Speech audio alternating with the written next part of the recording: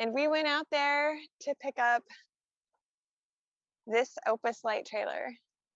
We've got the keys here. We've got the owner's manual.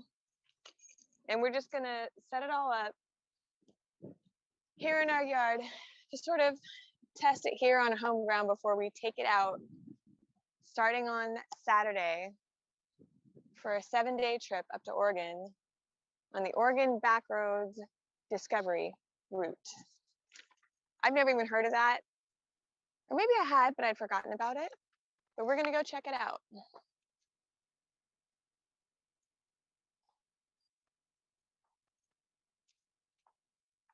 This thing is built for off-road towing. And we're gonna walk through all the features and set it all up for you.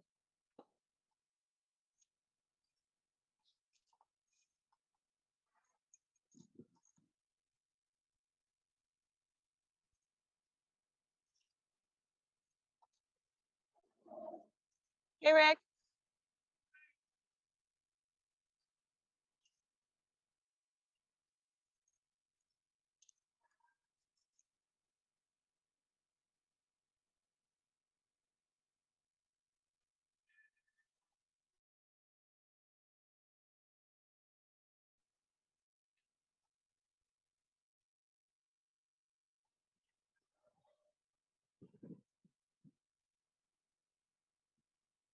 Dylan's headed out here in just a minute so we can chat about all the features together and pull this thing out and check out all its parts and pieces.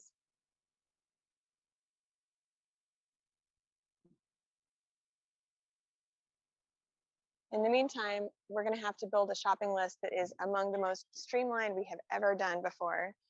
We already went to Home Depot and bought a bunch of totes that we can fit into the different storage compartments here.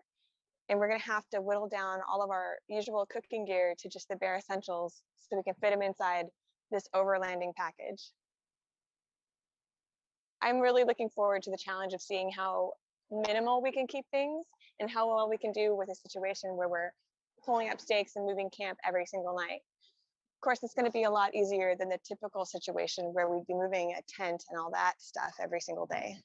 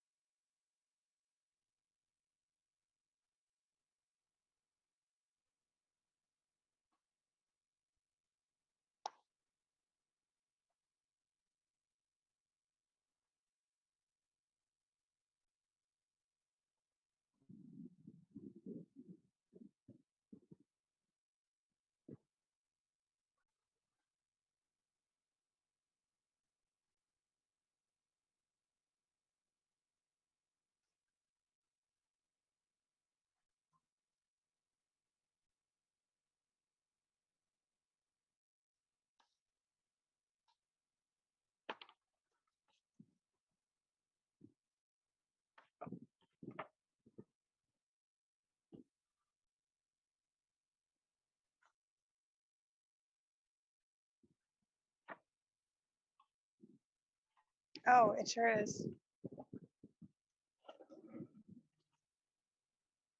We're going to have somebody driving through in a minute here. Just keep talking. Okay.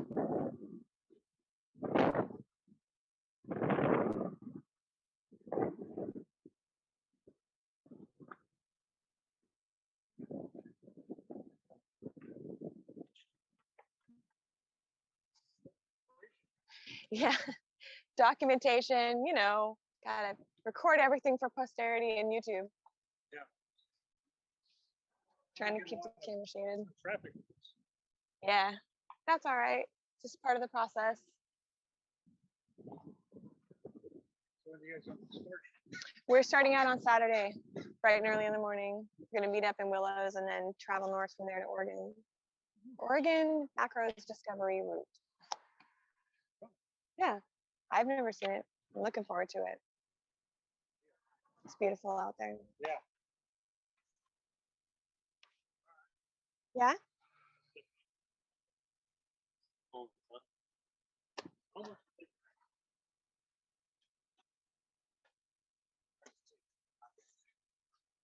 Got in the shade. All right. All right.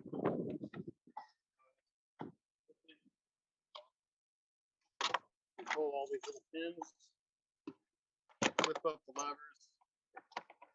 Let's see how fast. There we go. Pin back. Arm everything here. This is all new to us. Oh yeah, Twice. this actually. And I'll go around the other side and flip over the other two. Okay.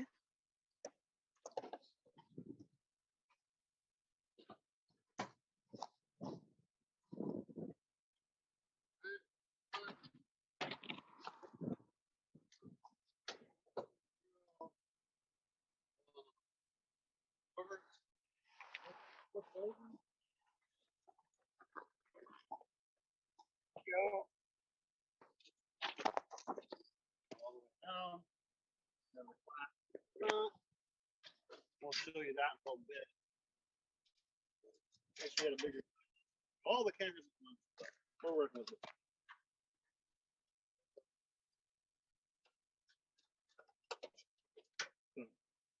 You know, I'm looking at all this right, thinking maybe we should have put these parts in before we brought this over. Okay.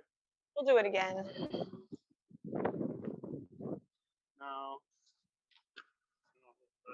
power, interject there, and then let's see your sockets. Pump is for the water pump. Lights, socket, fridge. So they were okay. They're right there. And we'll go through. We'll set up those materials after we.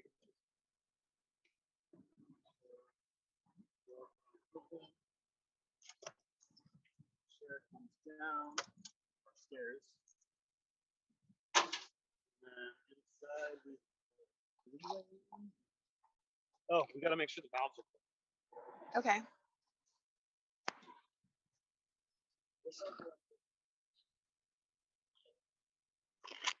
Where are they?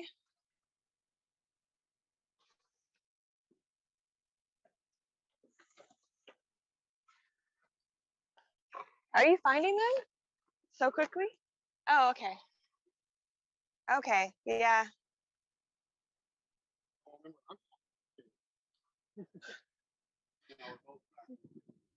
We tuned into different parts of that factory training process.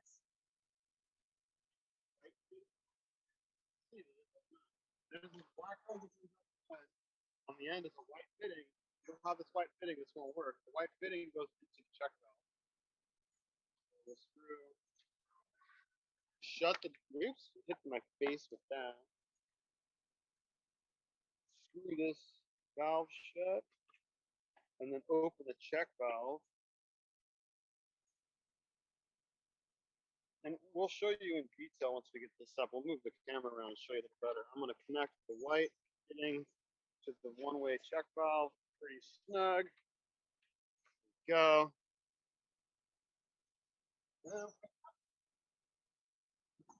Show me the button. I missed that part. Okay, I see it. There it goes. It's easy to see. And there's straps back here. Okay.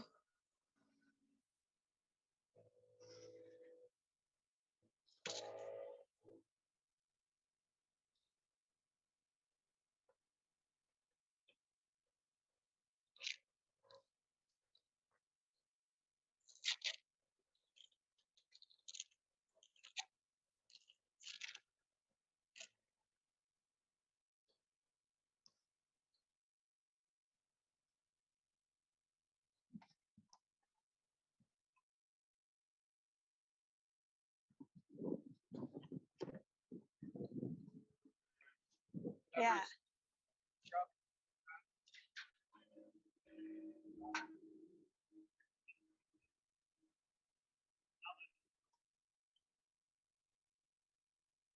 Yeah.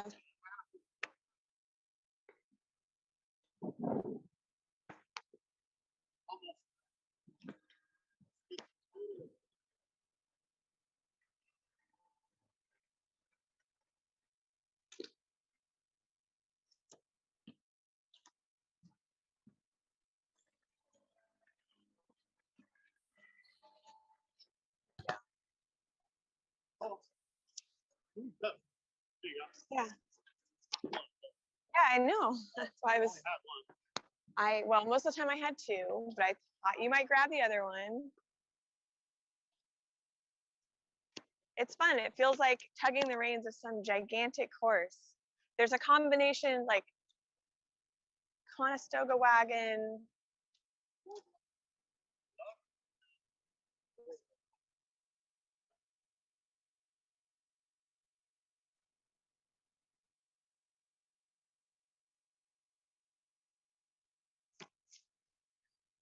It makes me think though that as everybody's setting up their different Opus trailers, campers, there's going to be a lot of these same noises happening at the same time. It's going to be quite a noise, quite a sound.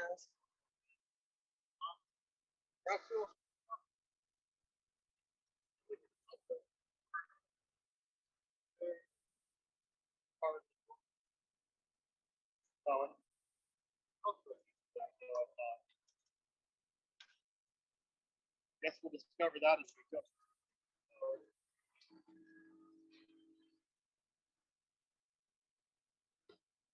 What?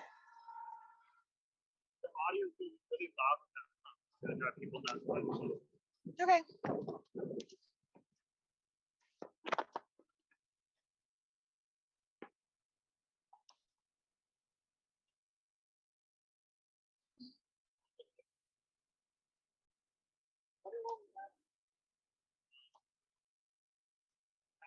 I can't think of anything. I mean, this thing, but we're going to put that up, right?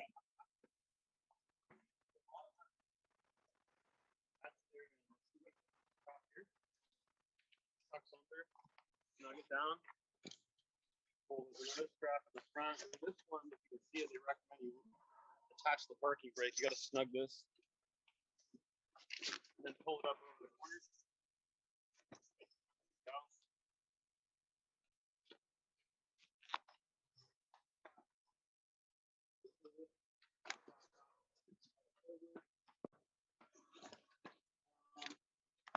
Yeah, this strap back here we got to do. You remember those? And then you got to make sure you pull the slip all the way out. Yeah, but we do something with this compressor hose first, right? Yes, you pull out the hose and then close the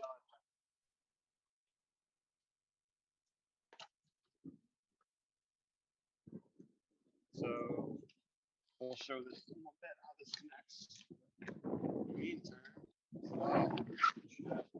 Tuck that.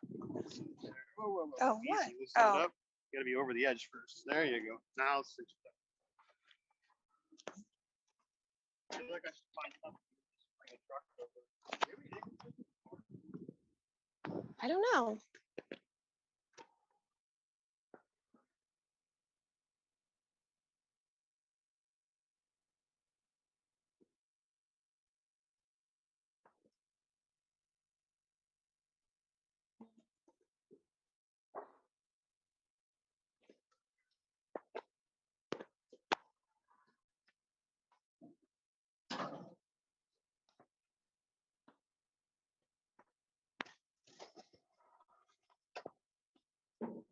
So we're still learning, of course, all the little bits and pieces, although we did get a good, thorough introduction at the shop. But one of the things I appreciate is all the windows. They're really big. And the zippers feel super solid. Not fragile, don't find out. And of course, there's, bundling loops and all that, which are pretty standard. But very well done.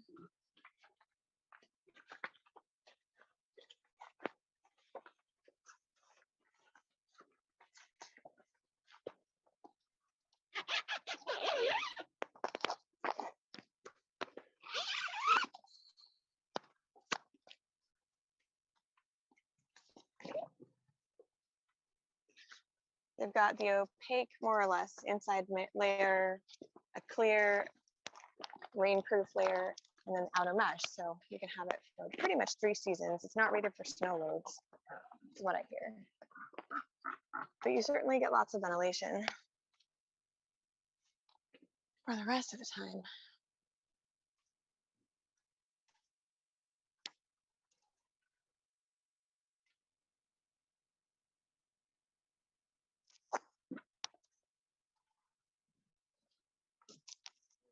You got it? Oh, good idea.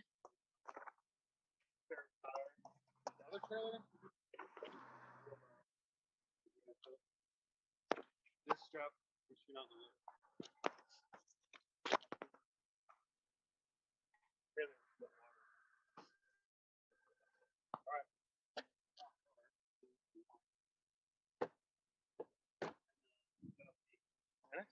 Let's do it. Never done. My guess is around 50 pounds. Shoes class here. Mm-hmm.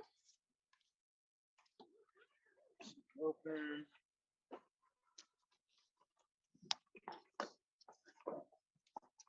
This is the main part. We can put those aside for the moment. Those are walls and things. All right. Yeah. There'll be stakes and things like that. Let's get these out of the way.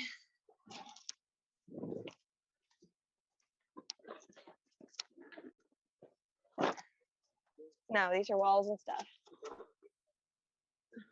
I kind of saw it spread out at least. Got some acquaintance with the layout.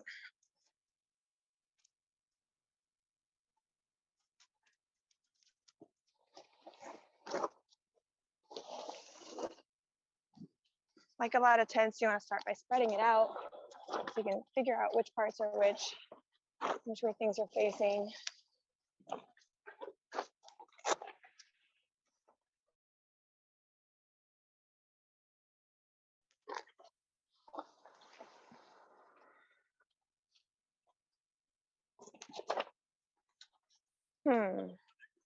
Yeah, there's 4 legs. You want to kind of spread out.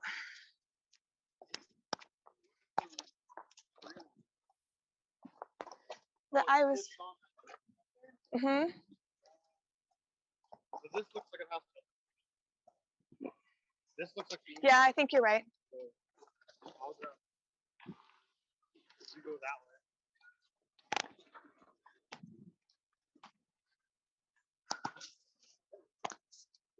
Well, we're getting somewhere. Sure. I'll get a little. The stool. Oh. Yeah, come on inside.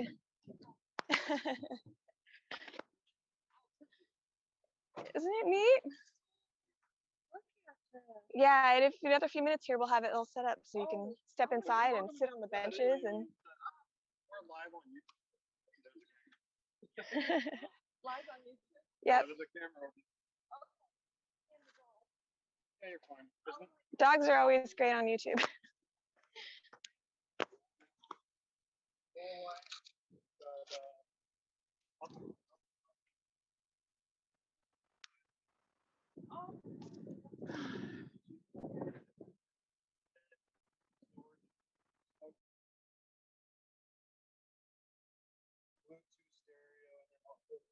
Set it up. Yeah, well.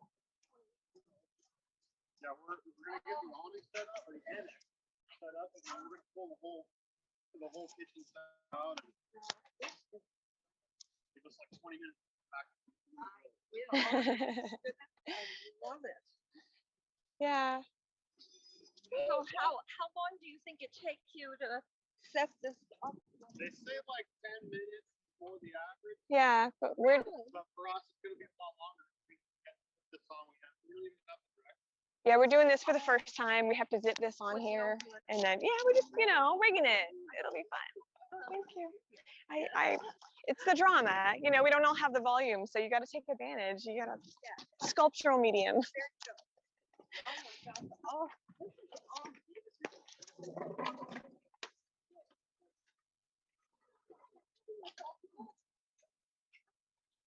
Staying here. Well, it comes with the but they loaned us the crew that we didn't buy.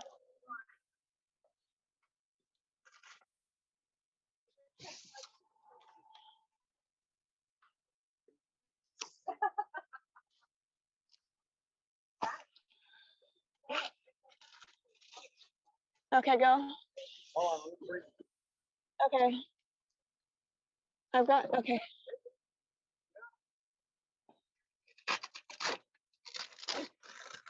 All right. That's as far as I can go without more, like, yeah. it come with You know, it might have been easier if we'd inflated it and then zipped it together. maybe, I don't know. Well, that's exactly what I'm thinking. Now it's supporting its own weight from its zipper instead of from the legs. No, there's also Oh, I guess that's true. I am doing Oh, okay, good, good.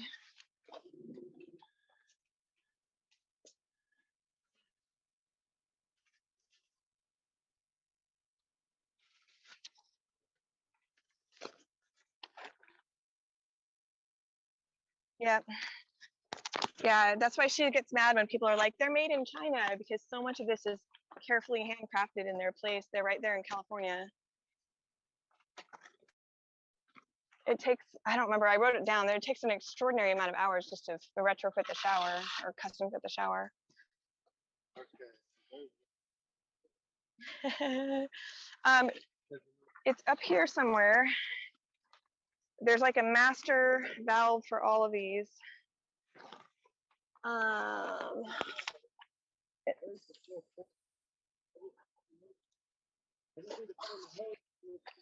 Okay.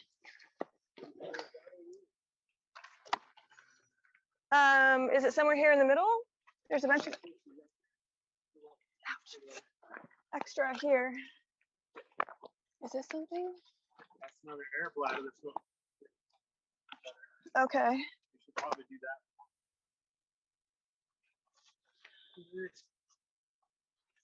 There's those. Oh.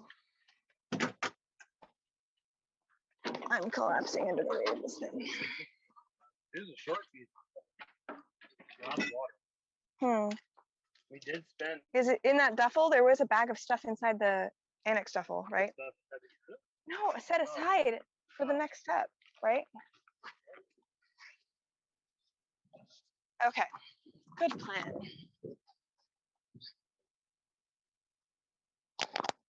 Here's a tube, that's a patch kit. Here are some kind of brackets. I don't know, those are definitely stakes, just like I imagined and predicted, which we cannot use, of course, in an asphalt driveway, but would be well advised in any sort of situation when you were preparing this sort of thing on dirt or anything else that you could stab stake into. All right, no tools.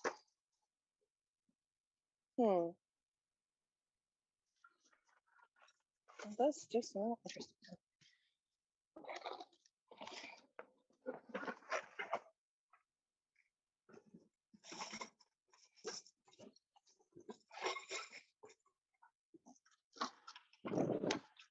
Whew.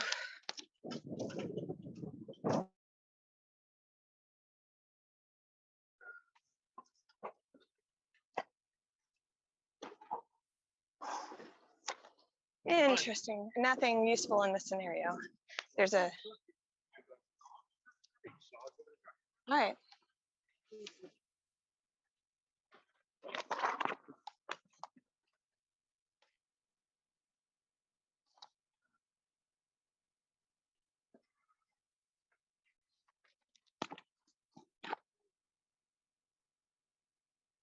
Whew.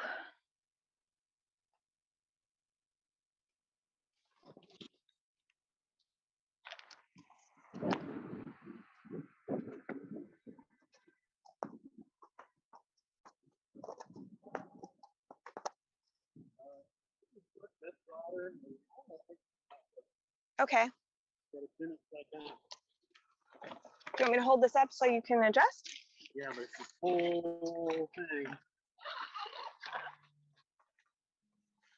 I shall unzip it all the way. Oh, that's the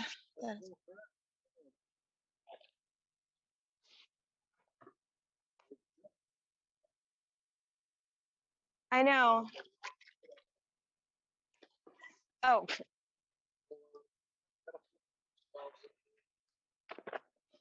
I forget we're talking to the world.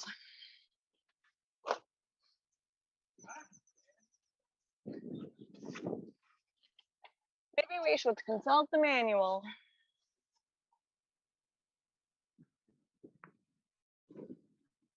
Let me go see what I can find.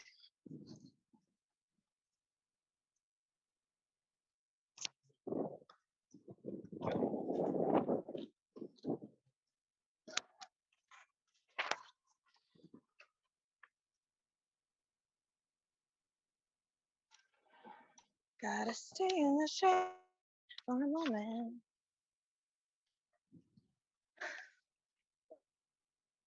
Air Annex 26.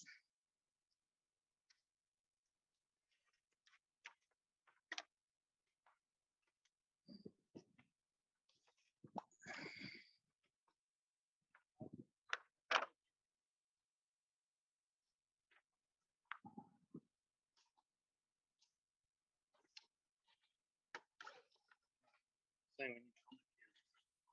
Oh, yes.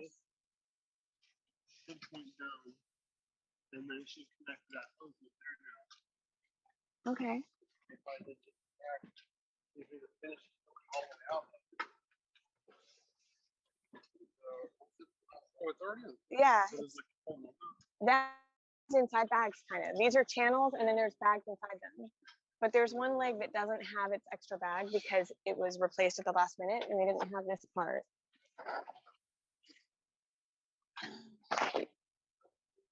Yep. I'll try to hold it out to make it easy. Yep.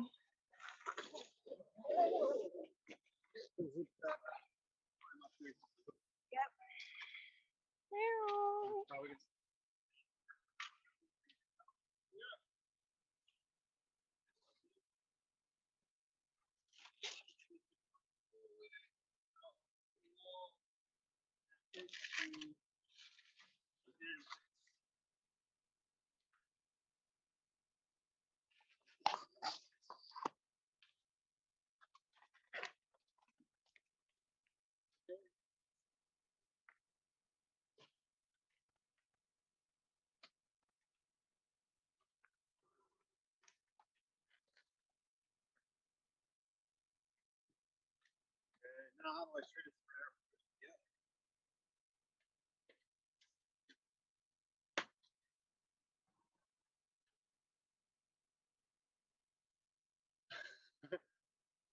You want to look at this page of the manual? I have it open. Pictures. Yeah, we did that. Did that part, right? So I just need to figure out how to do it. Yeah, it's like a 3-part valve.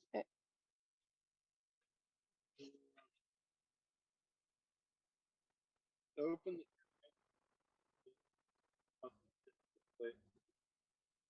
also open the valve to inflate.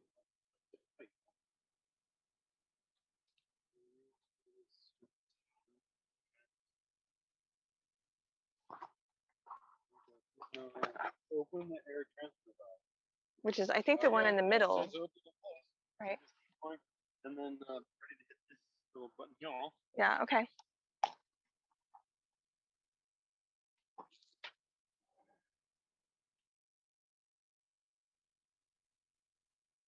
Best I know. Open. Did you do that? Uh-huh. No, I mean, no, I didn't. I just touched it myself. No, I don't feel anything. I thought I would test the concept. Maybe we turn it off now? I don't know. it'll turn itself off when it senses pressure or not, Yeah. right? You can also pull this off and see. Okay. It is okay. Proof of concept. I just didn't hear any echo. Yeah, I didn't hear it. It's only change it down here either, which is what I. Okay. I'm not afraid of explaining our main pen at all.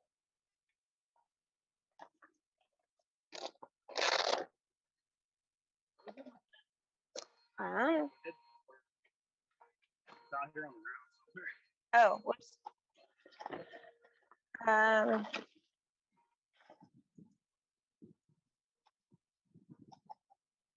I don't see it.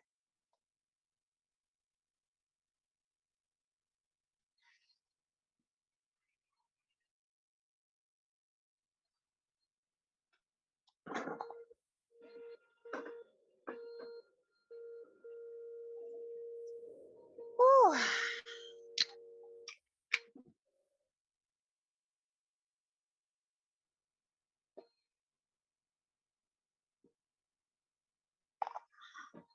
No, yes, polished.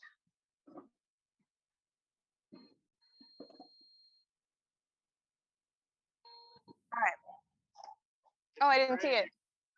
Yeah. All right. You can see it inflating so much. I think it's inflating. Well,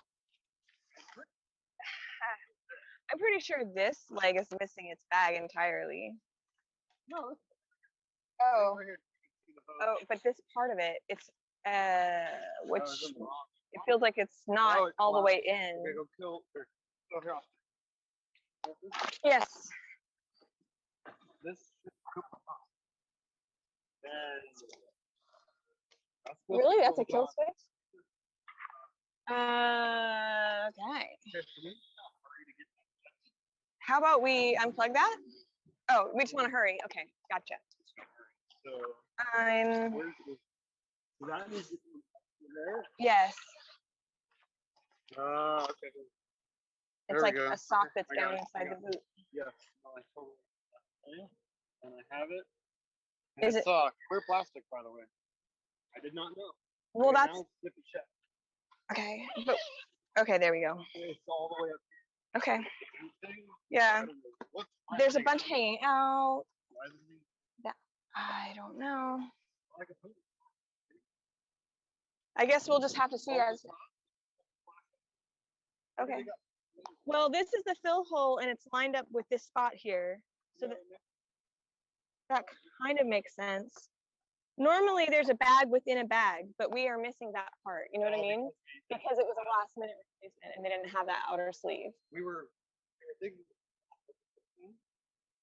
but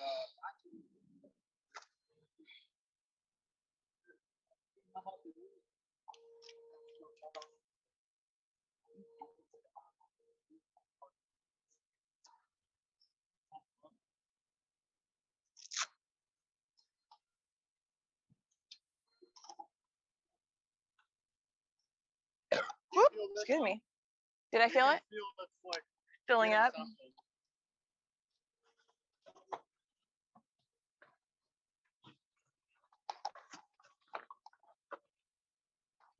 Yeah. It feels a little different. Try not to talk. Oh, okay.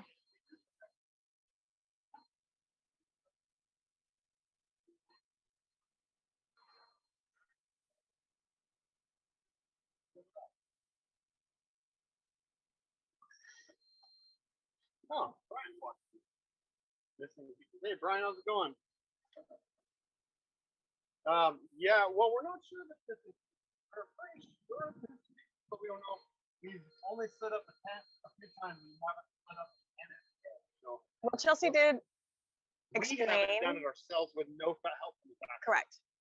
We were at the factory for 3 hours going over everything with the foreman, and then Chelsea, I don't know her position in the company, but anyway, she was walking through a lot of it, but we did that.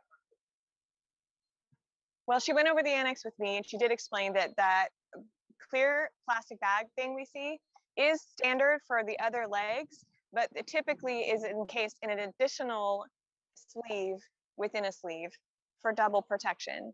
But she also assured me that it would be durable and that we would, you know, we'd be just fine. We wouldn't be popping it or anything.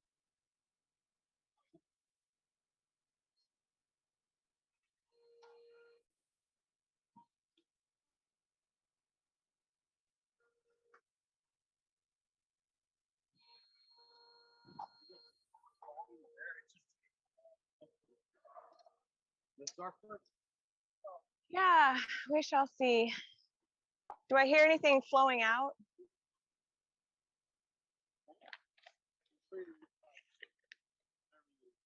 This one too.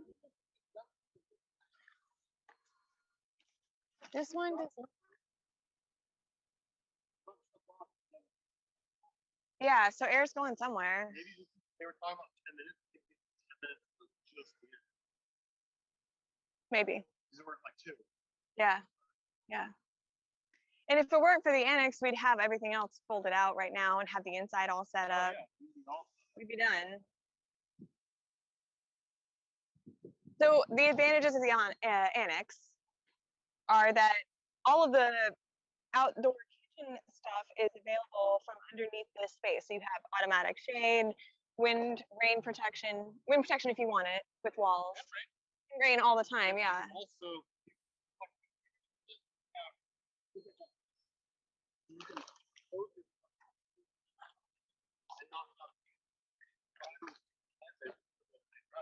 or if it's hot and sunny, you're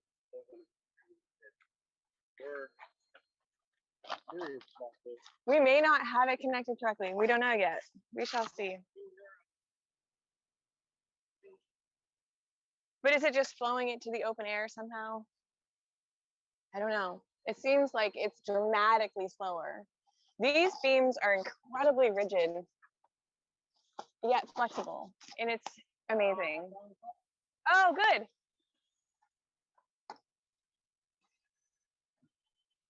I didn't open the valve and get. Oh. I promise you, viewers, I'll show you. But this valve here was not That's open. why I was confused, because that bag was still totally So flat. I'm confused. The valve's supposed to shut off. Oh, so it has to have an air escape somewhere. Yeah. The other thing, prototype. This is the first trailer. Okay, so now we're seeing.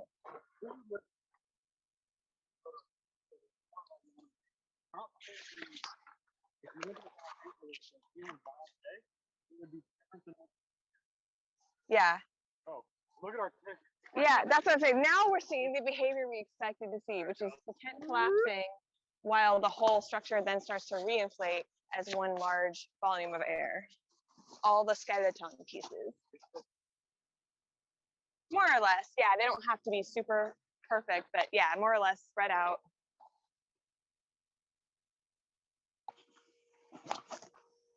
This leg also.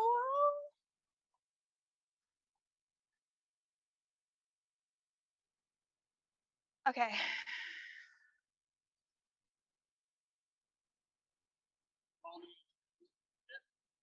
I'll tell you what. Yeah, I mean, this is kind of a fun puzzle. Oh, okay. Well, we'll find out where those go momentarily. Probably should. Yeah, no doubt.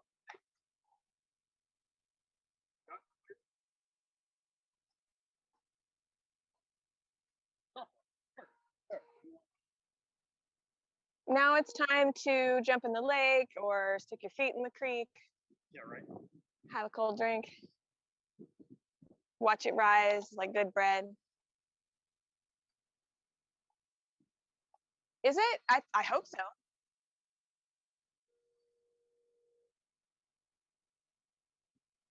There might have been a valve open.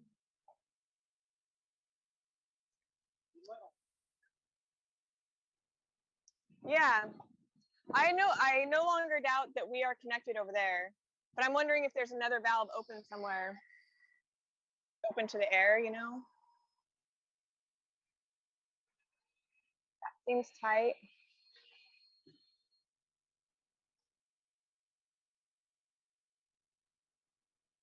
Is there one we missed?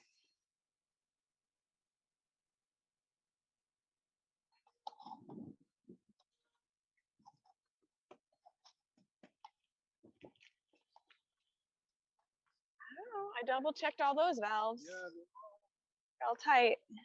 I guess it's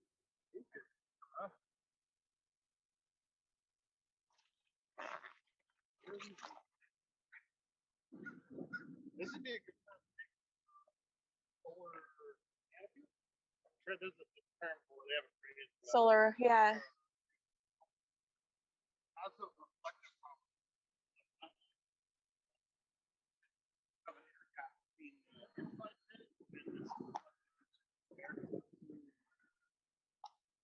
And it has so on nights when we would want to take pictures through the roof, we would take that off so that we could have a clear view. Yeah. Because there are roof opening windows. What? Yeah. There's going somewhere, but out of valve. Oh, there's a full valve. Oh, okay. There you go. There's We found it. Maybe. I'm working on this one. I knew there must be something open somewhere. what is there for? Oh, that's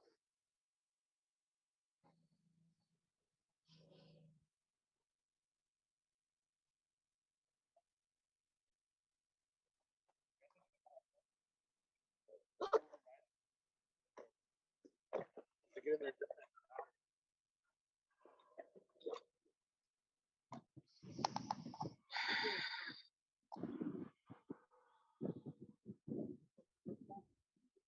Those are just extra. Yeah.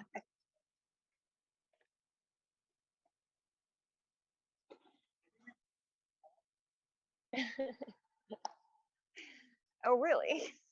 That would have direct better, Mm. longer. We always like a good firm erection.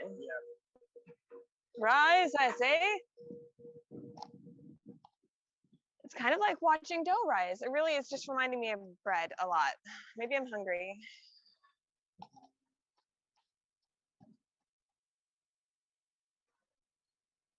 In the meantime, you want to talk about the storage adventures we had today?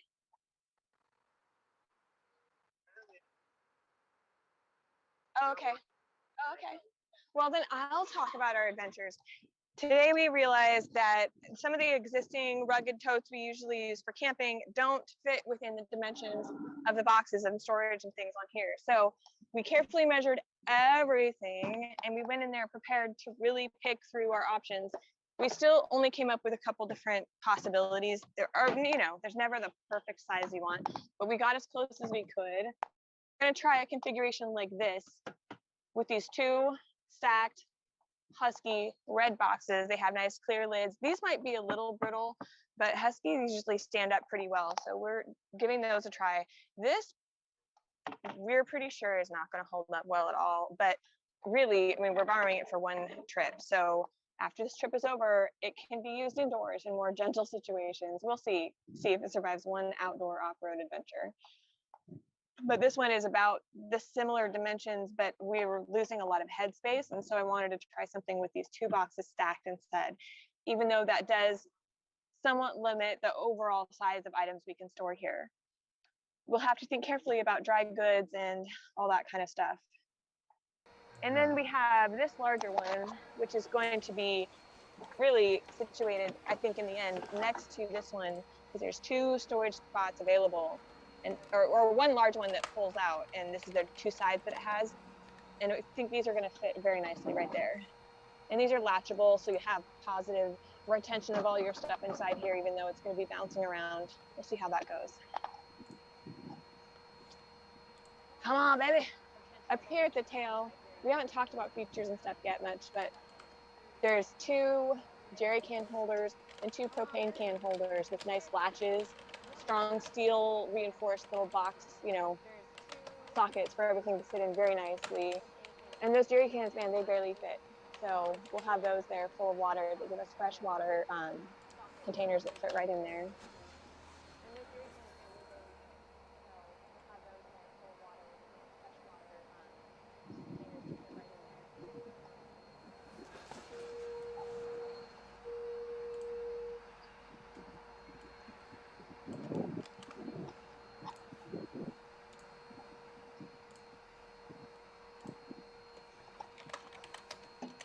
Their storage is in as many places as they can make room for it, find room for it.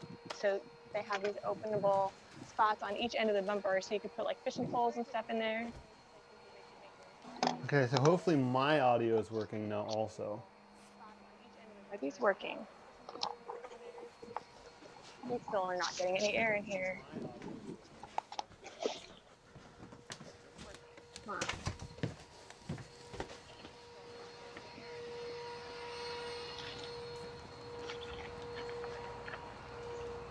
Is it getting any more erect?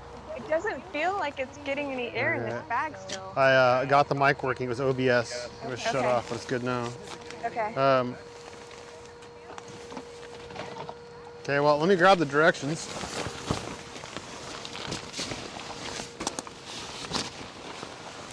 Ooh, hot in here.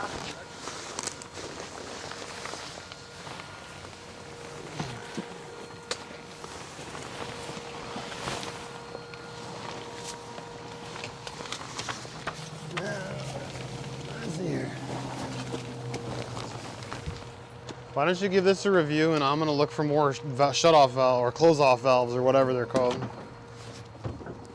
Do this interview? What do you mean?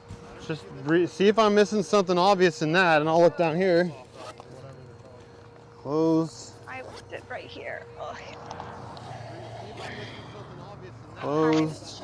This object And then right here. that one's closed. So they're closed at 3 feet. Are there more than 3? That'd be my question. There's 4 feet total. Oh. Well, 1, 2, and 3. Where's the 4th one? Oh. I think there's 3, and then the trailers, the Oh, okay. holds those Right. ones up. And then there's like a rib in the middle here. Right there.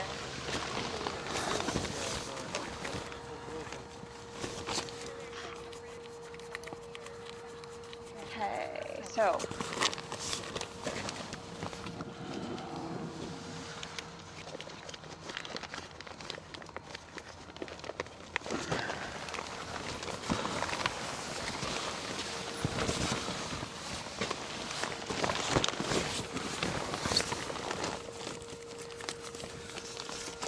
Hope it's not too noisy in here.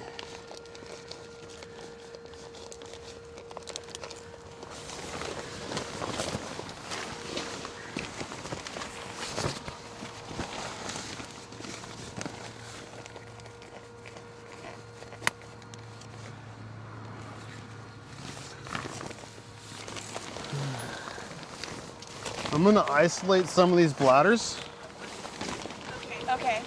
so we can make sure and then fill them up maybe one at a time. Okay. See if there's one of them that's failing in the row. That makes sense. So we can make sure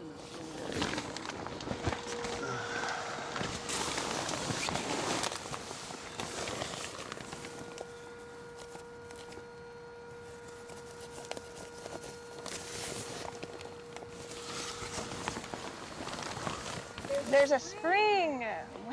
We've got to find the cross-filling tube that has a spring in it. I remember that Let me now. see the picture. I don't think picture it clearly, but I remember seeing it in my brain now that she showed me where it goes. And suddenly I remember it. Here. The cross-milling connector Connector to a little Yeah, well, that's this one. yeah, that's the one you need to connect to the OP. Well, that's connected, but it doesn't have a spring because it's a spare. Oh. That's the spare one. I did notice when I took the other. Go ahead. I noticed when I took the other ones apart, there were springs in here, but this is the extra one out of the repair kit. Okay. I wonder what happens to the one with the spring. Let's look in this odds and ends drawer thing. Once again.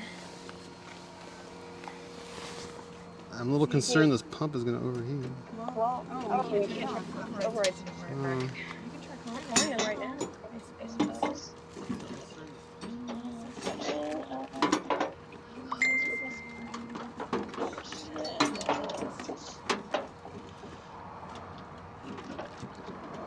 Extra light. There's lots of doodads, but I don't see.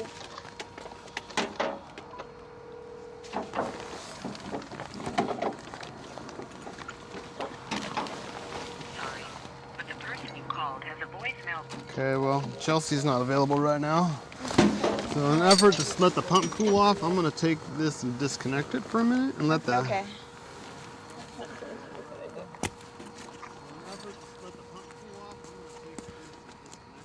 Try.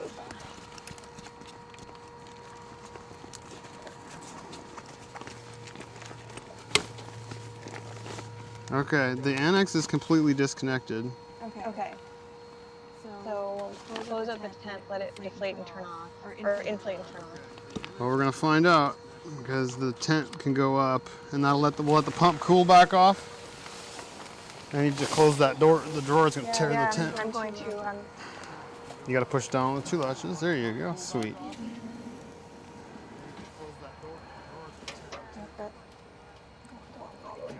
Give it. It's probably. It might be close. Pull on it and see if it's closed. No. There we go.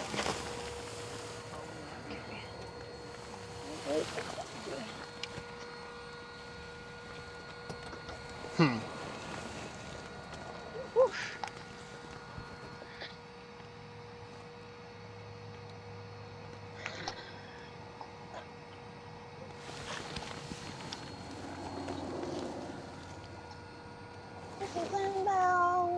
Oh, God, I feel dumb.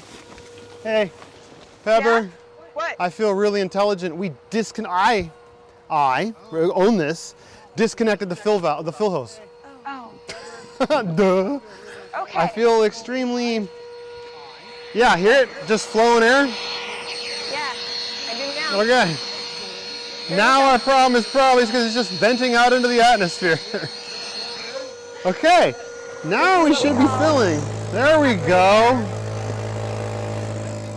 That is the sound we should be hearing.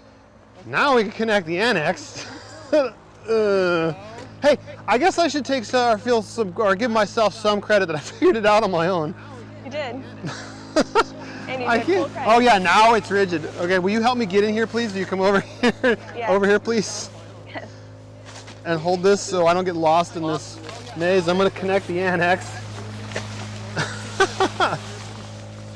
Something so simple. Again, we will show all these connections and whatnot once we get things kind of set up. That sounds different. Something changed. Did it pop off? I don't know. Go check it. I'm okay for a minute.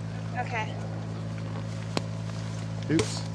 We'll show all these connections when we can move the camera. We don't have the budget to have several cameras. If it was up to us, we would, but I just don't have the money for it right now.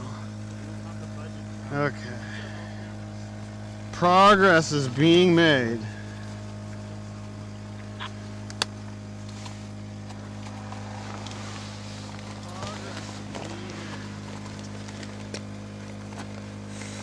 Okay, I hear air going into the annex.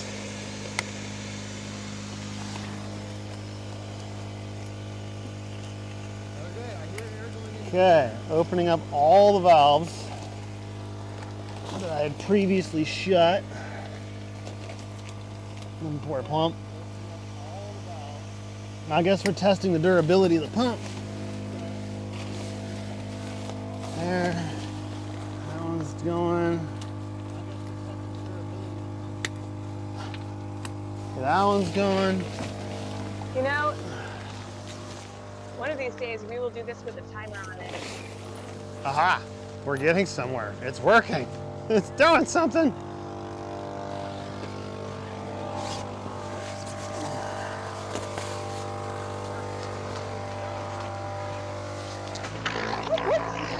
Does that keep coming out? Yeah, but if you change the tension, it may not pop out. Let go. All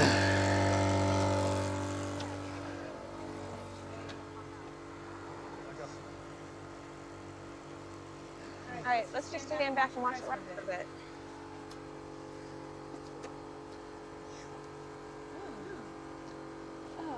So we're hearing from Melanie Gallagher.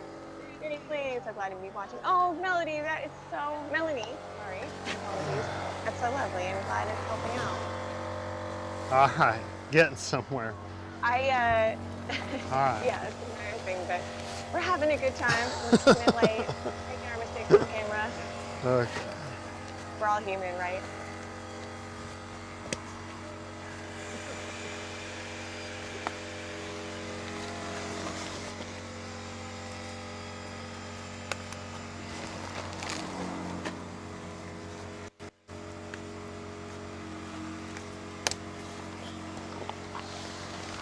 It rises like a salad from the top. Now it is definitely starting to look like something. You see the logic now? It's starting to finally look like it's supposed to. If you're finding this useful, please share the link so others can learn with us. Benefit from our, Looks like the camera's in the sun though. I'm gonna move the shade here. embarrassment. Learn with us. Looks like the camera's in the sun though. Okay, once you figure it out, I'll bet this is super simple and easy. And a lot of this holding and jiggling that we're doing is largely unnecessary. Yeah, and but to let air flow evenly and not get a kink somewhere. Yeah. But maybe we don't even need to do it. This is our first time. So. If you lay it out well, generally you can just let it do its thing, like what I just told. Oh, But, I think we've got a twist right here or something. We do. Okay. These are the new bags. Yep, there's a twist. There's a, Oh, it needs to be stopped. It's so tight. I'm gonna close that off. Okay. That doesn't seem right at all. Yeah. I don't trust it either. We're losing. Something's leaking over there. Oh, I bet that valve popped off again. No. Nope, valve's still From hooked here. up. Here. It's there. That's still something. Maybe that spring is there to keep it from being kinked. good. You know what I mean? We gotta find the spring. Where'd it go? I'm concerned about that leg. Me too. I think this is supposed to go higher up. Yeah, but look at this. It's like it's not the right size. Yeah, no, it's way too long. Way too long. Oh. And it's missing the end piece. Up in that pocket and without the But there's a sleeve. valve here. These valves are all lined up is the question though. Yeah. Let me text Chelsea to like, hey, check out this live stream. This is interesting and not in a great way. That's what I'm going to say about it right now.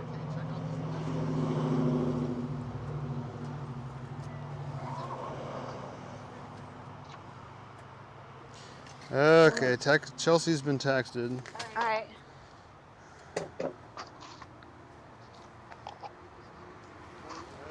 Dylan was talking to my screen saying, check those hose connections, check the hose connections. Yeah, this is our first time, Yeah, but this doesn't seem right. so much tension. Oh, the end of this beam is supposed to be on that Velcro. Oh, so that needs If to I go hold up? this up and tape the tension off, can you put that there? Oh, yeah, I see. I didn't see it at first. Like, what are you talking about? Oh, man, that's really hard. That hose is pretty tight. Well, I can close this. Make it a little How about I faster. close the valve and undo this hose? And I texted. Hold on, I'm gonna close this one Okay. on the inside, and I texted yeah. Chelsea to call us Okay. to give us a hand. And now that'll fit there. It's because this hose is too short. We might hope we don't have to drive to whatchamacallit tomorrow. That does seem really short. Or, I mean, really long. This bladder is. Where else was there any place where we could have put a little spring hose? You already emptied it out. Unless it's in did. here. I did. Yeah, maybe it's caught in there. Maybe we should flatten this stuff out. So these are what, doors? Doors and walls and things, I guess. What I hear. Yeah, so this is a big door flap, it looks like. Opus. Opus. Nope, hose is here. I want to put something under this before it pops. I know, I feel really uncomfortable with that too.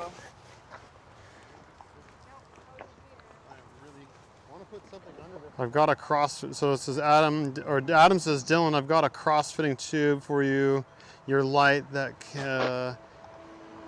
came with the stuff today. I think you may need it. Adam says, Dylan, I've got a cross-fitting tube for you. Adam, are you watching the live stream? We need help.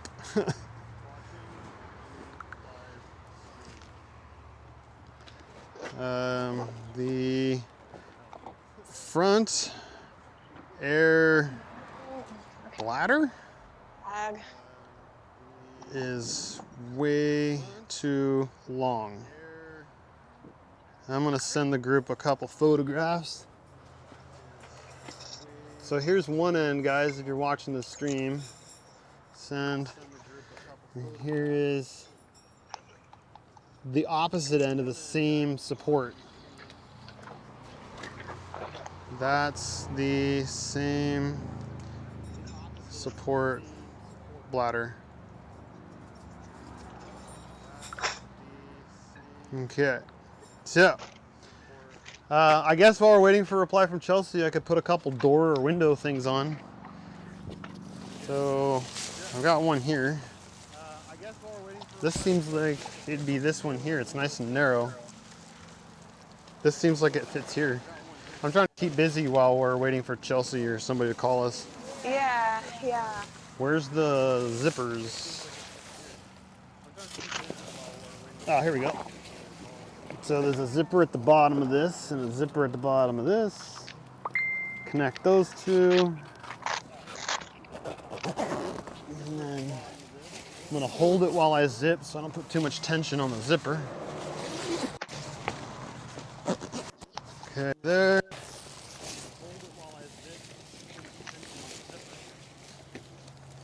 And then same thing here. And I've got the excess bladders are on something so it's not rubbing on the ground. I hear they're durable and all, but we leave what, day after tomorrow? Yeah.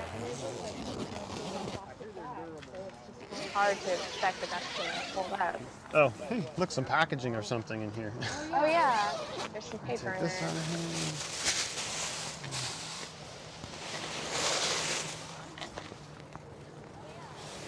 Okay. It's got that new vinyl snug.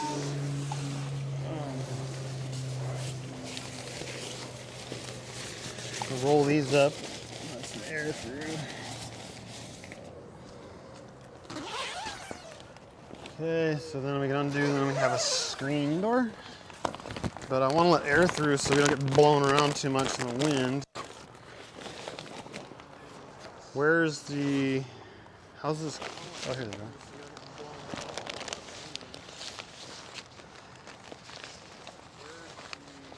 How about we risk it and pick that camera up and you kind of do a walk around on the inside? Sure. Go ahead. Do you want to have the camera on you while you assemble that table and all that stuff? I was going to have you hold it. Okay, Like- that's what I mean. Then we're saying the same thing. I will follow you with the camera while you do those things. Yeah, that's All right. Shall we? Where's the floor? The door. Alright, so welcome to the inside. We're still setting this up here. I'm putting on the walls while we wait for Chelsea to call us. I'm trying to figure out which one's which because this is my first time.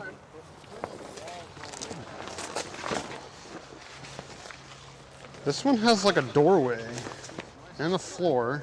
Yeah. That would go in the big. But that looks like a floor. This material? Uh-huh. There is no floor as far as I know. Yeah, there is a floor. It's right there. Oh, is that right? Okay. That's my understanding is there is a floor. Okay, well, we'll narrow parts down by just assembling them. I did have the pages open. Oh, It's page 27. that's Adam. Oh, okay. Hey Adam, I had my phone on mute, so I couldn't hear. So you're having some troubles, huh? Yeah, nothing Oh. serious. You are live on YouTube, just so you understand. This one bladder on the front. Can you see me? Are you watching? Let me get back to the live stream. Make sure you mute the live stream so you don't get an echo. Okay.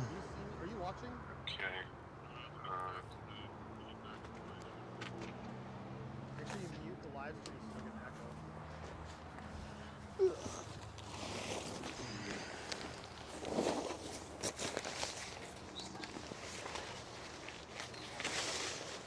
Oh, okay, this is another door or wall. Yeah, okay, I know what you do with these. Just which one does it go to? Alright,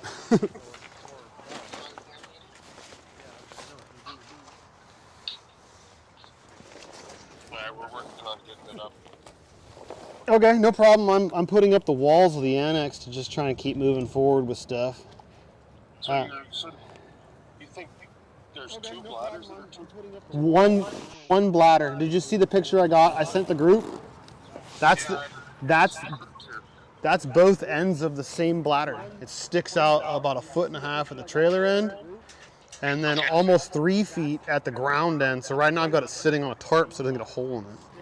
So here's the 3 feet sticking out. Sure you have, so all the other bladders for the annex, are they full length and short? Everything looks golden inside. Will you show? Are you showing like see along the trailer? So here's the mid rib supporting one where we're supposed to be able to get hose connection. You can see that for one thing we're missing the spring hose that's supposed to connect those. We haven't found that yet. Also over here, this is the top of the plastic tube that Chelsea and I installed together into this channel. Now she said to me at the time that although they didn't have the fabric inner sleeve for it, that it was going to be okay. But I fear that what's happened is under the pressure of inflation, it's actually stretched way out. Because although it's lined up with the valve where it's supposed to be, down here you can see there's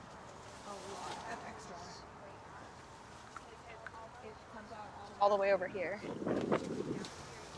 Does that make sense? Abby's saying whatever sticks out, there is a way to slide it back in. I'm wondering if we're supposed to like deflate that and fold it up and stuff it up in there. Yeah, you might try that. I mean, Well, that- as long as all I'm your wondering if we're supposed to like deflate that and fold it up and stuff it up. Nothing appears to be. So here's that spring you were talking about. Okay, I'm deflating it, Adam. Do you think that might be it? Do you think that might be the stencil tube and that's the problem? These all look the perfect length. All the other tubes look just right. They all match up good. The valves line up. It all looks good. Okay, I'm deflated, so I'm gonna unzip it and fold it back in there. I mean, that's kind of how we started. But I'm deflated, so I'm gonna unzip it. Yeah.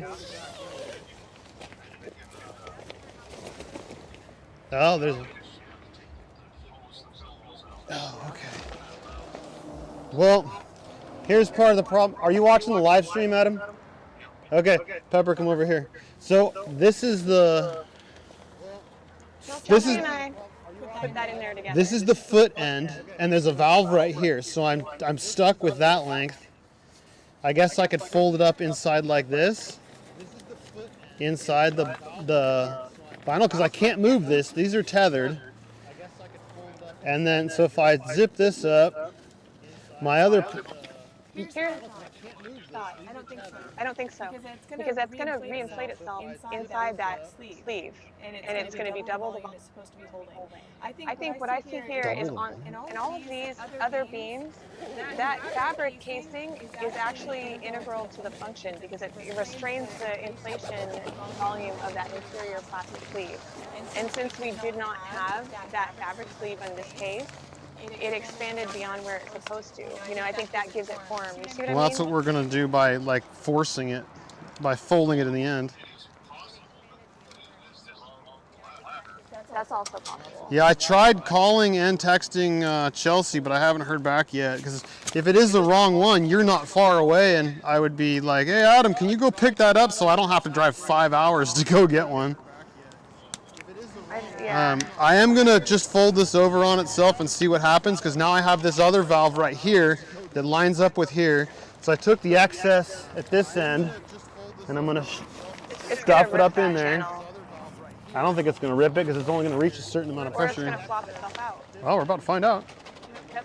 Can't be any worse than we're I already at. suppose. But I do have to be careful it doesn't twist.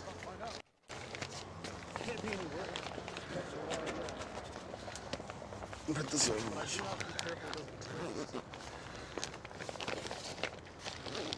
And then I'll fold the other end of it over when I get up there, and then we'll hook up the fill hose.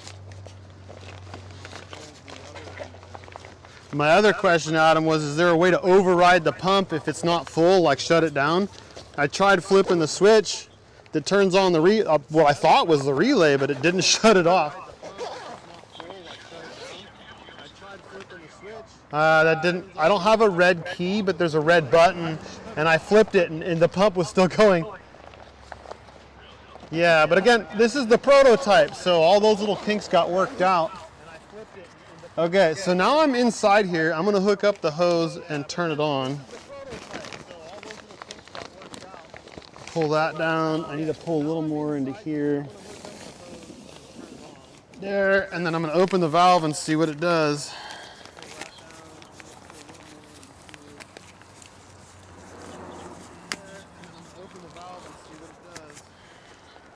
Okay, this should be the. Probably need to press the button. Get some more air in this thing before it like falls apart. Oh, we disconnected that too, though. I'm gonna hold this for a sec. I'll go press it back in. No, it's not a matter of that. Oh, I see. It's up here. Oh, I got you. Yeah. It's just bleeding out into the open air. This hose is now too short. I think we are not going to be able to use the annex on the trip unless we can get a spring hose and Yeah, but now how do I shut off the pump? sleeve for that corner. There.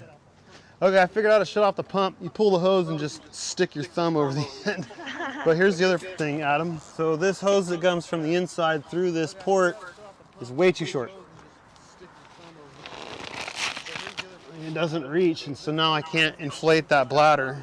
So I've got a hose that Chelsea sent me with some stuff today that says it's for the OP Light Annex. Okay, that's the one we're missing. So maybe I should just try and get a hold of her to get a new bladder, and then just take this annex off, put it back in the bag, and we'll just continue the live stream with the interior and the rest of this thing.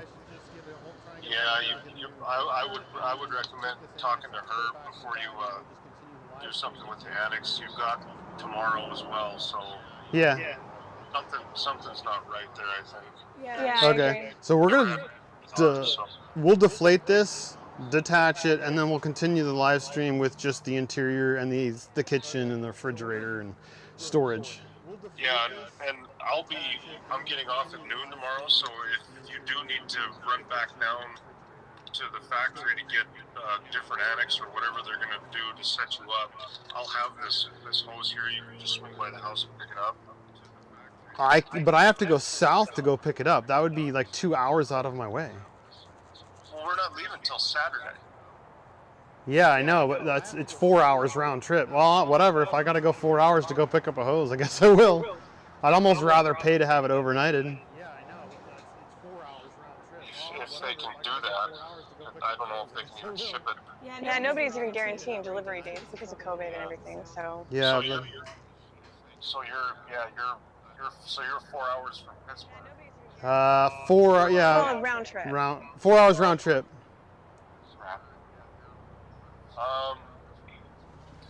Yeah, I would talk to Chelsea. We may, if we have to, we may have to just roll without the annex. It's okay. I have an easy up I can bring if need be. It doesn't say Opus on it. No, there's got to be something wrong. This hose,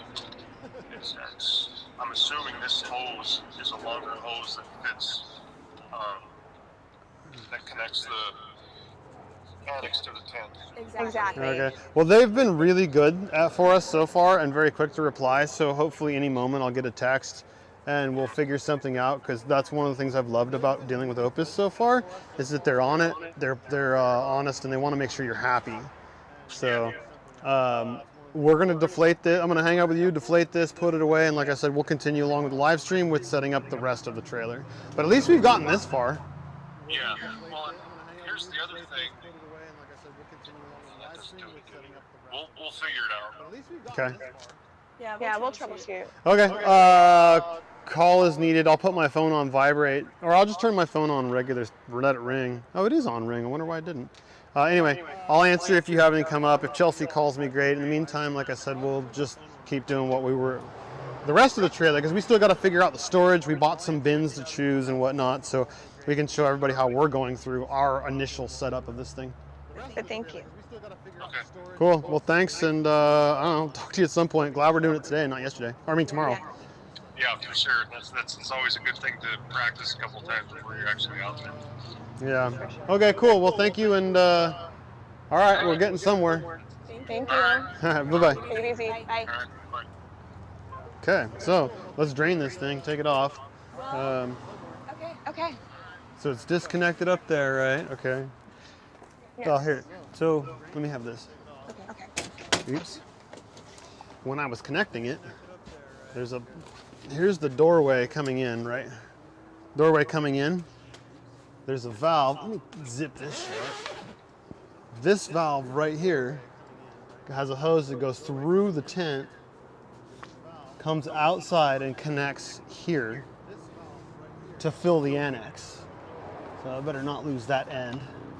But one of the things I was discovering was that you have to turn this valve to the open position to get air to flow through. It says it on there. I should have known better, but I didn't. So that's my bad. This is, like I said, it says open, close. It's blatantly obvious. I just missed the obvious. So when I was struggling earlier during the live stream, this is what I was trying to figure out, is how do I get air to go from inside to here? Now I know. But now we know. We're going to take the annex down and wait for Chelsea to call us. Chelsea is with, oh, hey, hold on a second. Chelsea works for Opus. I just realized this is actually twisted the wrong way. I might be able to get it to do. Oh, it's still going to be too short. All right, let's drain it. Let's stop fighting it. Let me get these out of here so they don't get holes in them.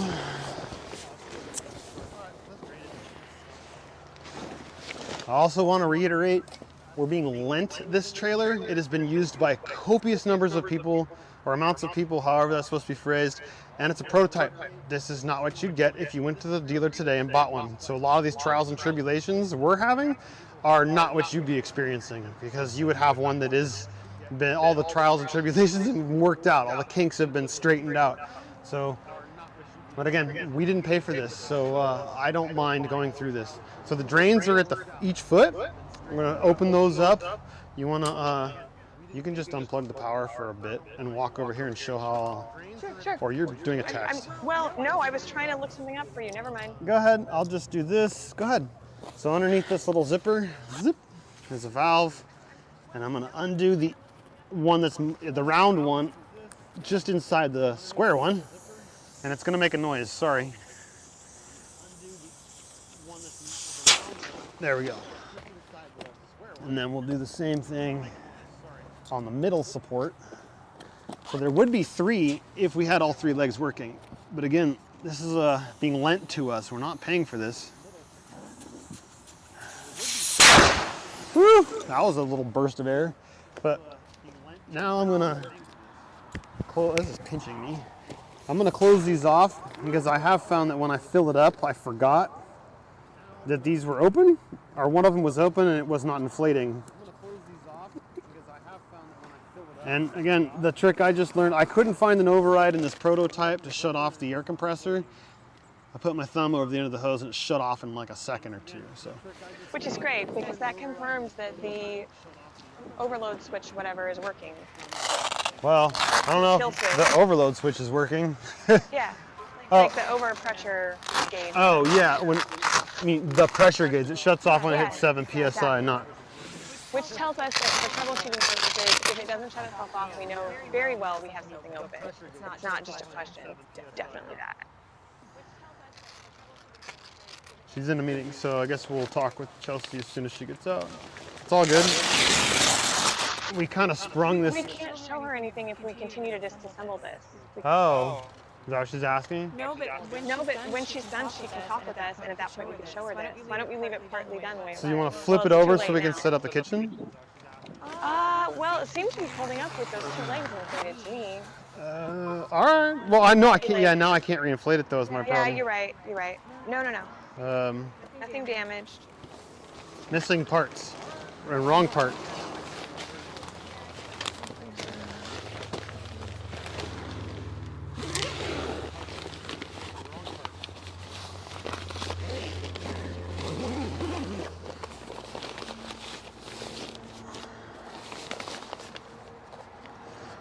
Oh, I can reinflate it. Did you want me to reinflate it? If you can, Yeah, I think that'd be a good idea. It's not hard. It sounds like It's going to she's be a little weird, but we can make it happen. She's gonna call as soon as her meeting is over.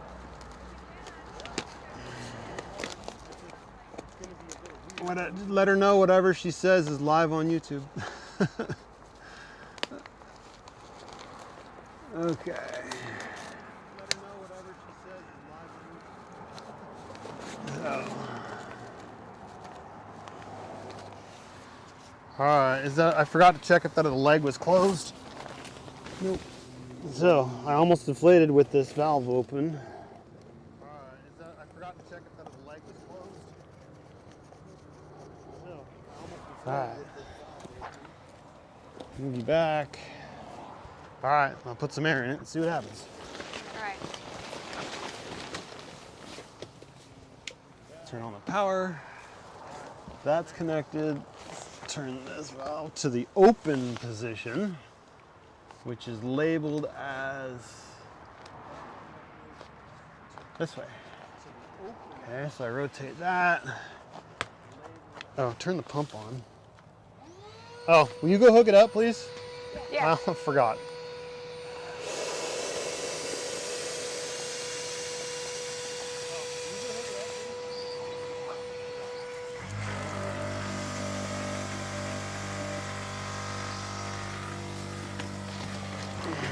Wow, that inflates really fast.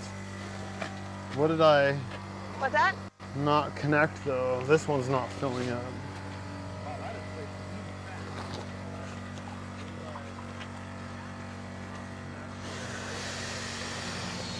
Alright, there we go. We're filling.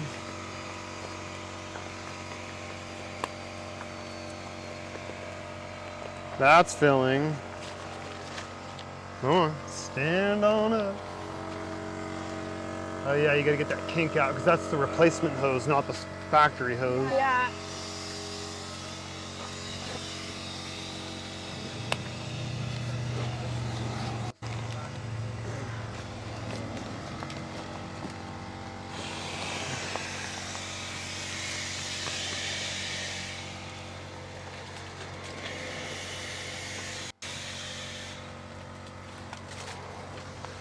Okay, Okay, excellent. so why don't you? Go take it off and tap it. Yeah, I got it. Oh, okay.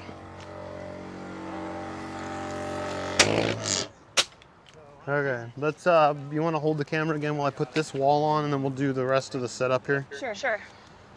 Yep, I answered her, but she doesn't have any more questions at the moment. Okay, grab the camera, please.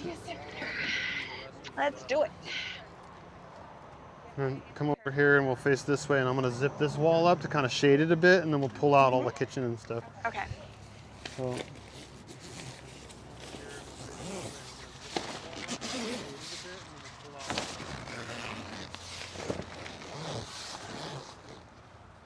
Okay, oh look, there's a little support right here. Yeah.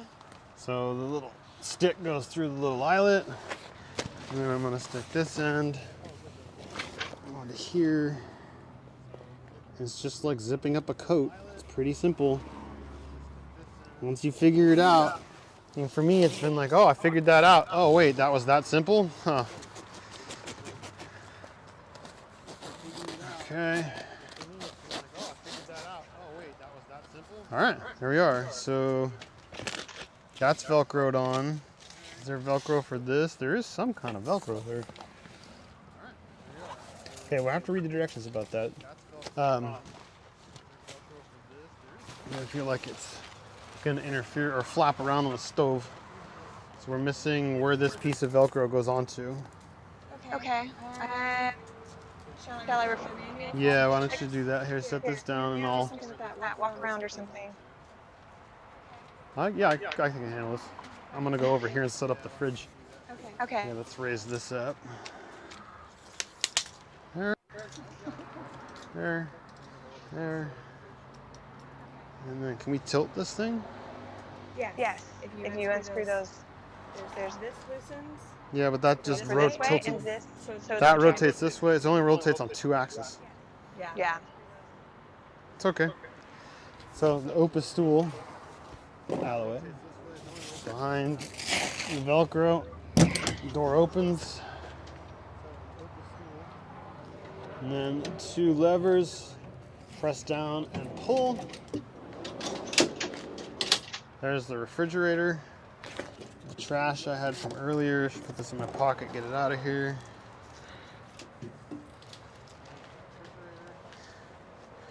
Okie dokie, there we go. Okay, so then we got to turn on the fridge.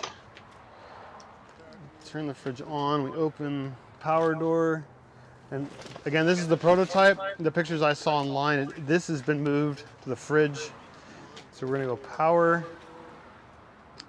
fridge, lights, socket, because we'll probably go over those things. Close the door, latched. Okay. So now the fridge is coming on. It's currently at 85 degrees, but see here, it's set to 24. How low does it go? What? Wow, it goes all the way down to negative something. -7. What? Yeah. I think that's colder than we want to go. Let's go to like, what is it, like Criminy. 37 or something? That sounds right. Air pulls. There we go. Set. Low, I don't know. Huh. Okay, and the neat thing about this one, this is the Opus fridge, which I haven't seen in any of the other pictures, but it opens from this side. You got 2 compartments, 3 compartments. You can latch it. And then what if somebody was cooking and you didn't want to enter the kitchen area? Ugh, sorry about the weird camera angles. You can open from this side and stay out of the kitchen. The other thing that's kind of neat, I'll let Pepper demonstrate this one, is the whole lid comes off. Take the lid off, please. Definitely. Ta-da! Now, if you just wanted to have like a reservoir of cold, maybe, but it's kind of neat you could do that. I'm not sure why you'd want to, but you could. So anyway, let's put it back on. It needs to come towards you. There you go. I also turned it all the way around. Oh yeah, it does work. It's interchangeable. Yeah, cool. So we learned something new. We'll put you back over here. Will you go check the chat on the laptop, please? Certainly. Then we have another drawer. Let's see. I'm still getting used to these latches. There we go. And this one pulls out.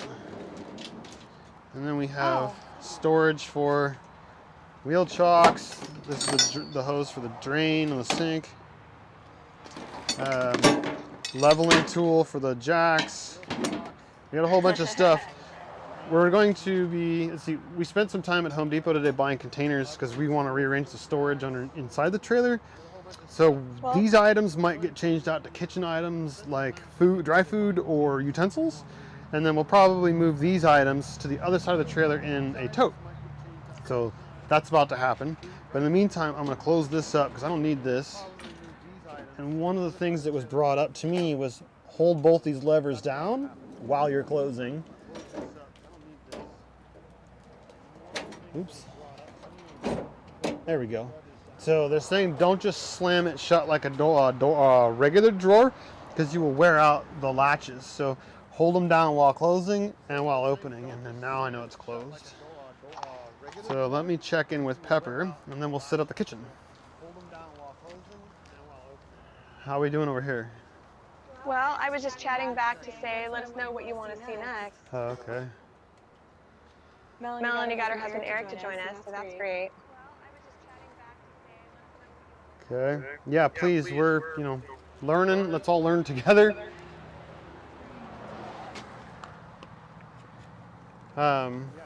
We will check with the chat a little more often now that we know more are watching. So let's set up the kitchen. We talked about the fridge. I showed the power settings. You wanna, let's collapse this camera and then you can hold it. Actually, you can just take it off. Right. No, it'd be more stable on a tripod. It'd be heavier weight. Yeah, even if I carry it around, it'd still be a little more stable, probably. Okay, so Excuse here me. you go. That's, Pardon. okay. All right, somebody's texting. Who is this? I wasn't really worried about that. I just found that this is Chelsea. Okay. No, let's see here. What's going on? Did something blow up? Yeah. I'm reading the back text, and then Pepper replies, "No, nothing's damaged. Just missing the connector hose and the sleeve. The sleeve's plastic leg seems excessively long." She replies, "Laugh out loud. It wasn't really worried about that. I just found the connector hose at my desk. I'm mailing it to you now. I'm going to check the leg S-O-Z-E, SOZ, and see if we can send another one ASAP. I'm sorry." I'm going to reply to Chelsea that Adam lives very close to you. Lives very close to the factory. And I am meeting him Saturday morning. Oops. So if we could get There. him Okay, the so part, let's set up this kitchen. check it out. Okay, Here so we go. it's unlocked. We pull the lid down. We've got the same kind of latches that press down. There's two of them, just like over there. I'm going to press them down, but this one's got a little handle underneath I can kind of grab a hold of. And you see two handles. This is the cutting board. If I pull on it, obviously it's not going to go anywhere. But if I pull on this one, it's going to pull everything all the way out. There we go. And then we need the leg from in here. I forgot I do need stuff. Okay, so this is the support leg for the cutting board. So first we make sure it's out. Can you flip this underneath here? You might need to collapse it a little more. Yeah. Oh, there you go.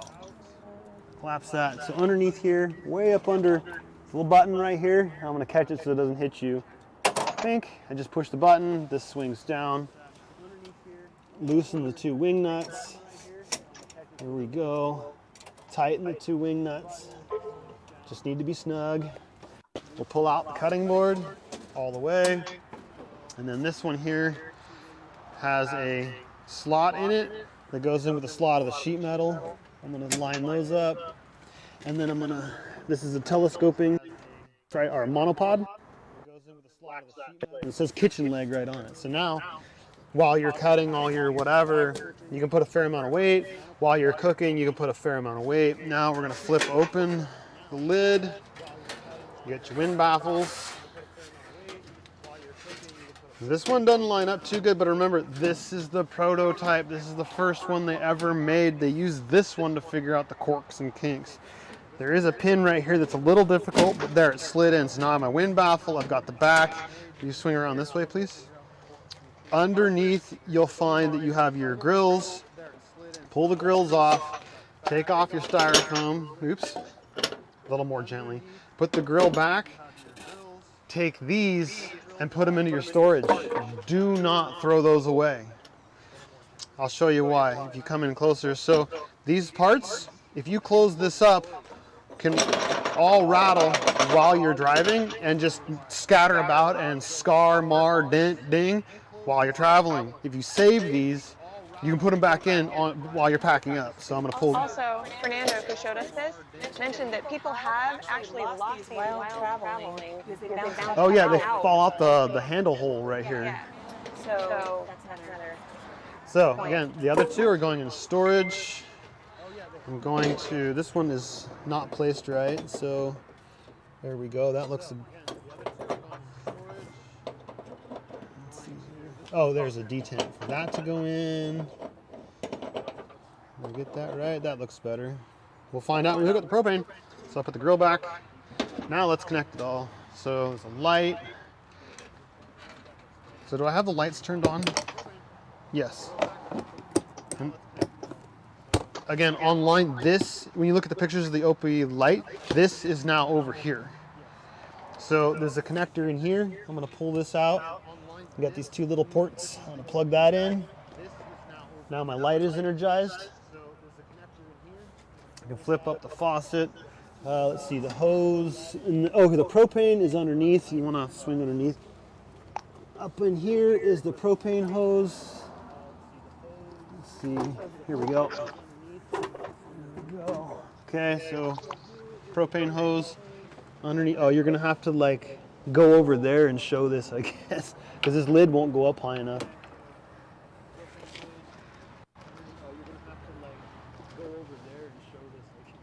Come over here, can you see me? Sneak in. That. How about that? That's better. So here's your propane connection. You're gonna slide or put the hose in. I'm losing my hat. With one hand, technical difficult. Get rid of the hat, we don't need it. I'm gonna pull this collar back, stick the hose in. Of course I can't see real I well. hope this is focusing. You're fine, just hold it right there. You're gonna make people sick. Oh, there's a cap needs to come out. So this is a dust cap. When you're traveling, you put it in. When you're not traveling, you pull it out, keeps it clean. Boom, that's connected. And then come back around this, or can you see that? There's a valve I just flip open. Now that's ready to go. And let me get the hose for the sink. So in our supply box, we've got a hose. So you can use this hose. Let's see here. Can you maybe just get down low and show upwards? So on, that's too much. There we go. So we've got, this is your main and the secondary. This one goes across the other side of the trailer. So I could loop these and have water on the other side, but I want water from this one to go to the sink. So I'm gonna move the camera back up. I'm gonna connect this one and then I'm gonna connect it up on the sink and I'll show you that. So there you go. So I'll connect this one the same style as I would with the propane. I'm gonna pull the collar back, push in the hose. Hose comes around, push in the collar, and then pull it out, and now I'm connected. And then the sink drain, this hose here, so if you want to, I'm going to be out of town, damn, okay. I'm following like the Opus Overland group too. This is going to connect to the bottom of the sink, so if you wanted to drain it into a bucket where you had to contain the water because you weren't allowed to put it on the ground, or in this case, because we're on pavement, you'd be splashed while you're doing dishes, so that'd be no good. This threads onto the bottom of the sink. Real simple, and it does not need to be tight. You don't, just don't cross thread it. If it's hard to do, you're doing it wrong. It should be easy the whole way through, and at the end, you just need to be snug, because if it leaks a little, it's going to leak into your bucket. Okay, so we'll get, I still got to get a bucket and a propane tank. I realized I haven't gotten one. Okay, but we should be able to flow water, I think. Let's check it out. So let's turn off the light. You don't need that right now. So if I turn off the light, that goes off. Make sure, the other thing is make sure you have water in the tank. If you don't have water in the tank, I'm told you can burn the pump up in less than 2 minutes. And that's not a factory or a warranty replacement. That's on you. And they do know if you ran it dry. There's no like, oh, I did have water in there. They'll know real easily. The pump is damaged in a different way than if it had water in it. So I've got a quarter tank in right now. There we go. So let's turn it off. So you come a little tighter. This actually has a stopper, so if you want to do dishes, you can actually build up water. So I can flip this down and I can pre-fill it for doing dishes. Turn it off when I'm done, get it out of the way. You know, at this point, it's hypothetically it's full. I can put this mat back in there, or if I want, when I'm done with everything, and the water drains out. I'm told it's optional, and I've seen it on Adam's Opus. There's a stainless steel rack that folds up right here, so you have 2 shelves. I wish this had that, but again, we're being lent this to go on the trip, so I'm just excited to have it. So to turn these on, I need to get some propane. What else do I need to get? So how about we just set up the inside a little bit, and then we'll go get some propane and a bucket and set that up, and then we're going to work on storage also.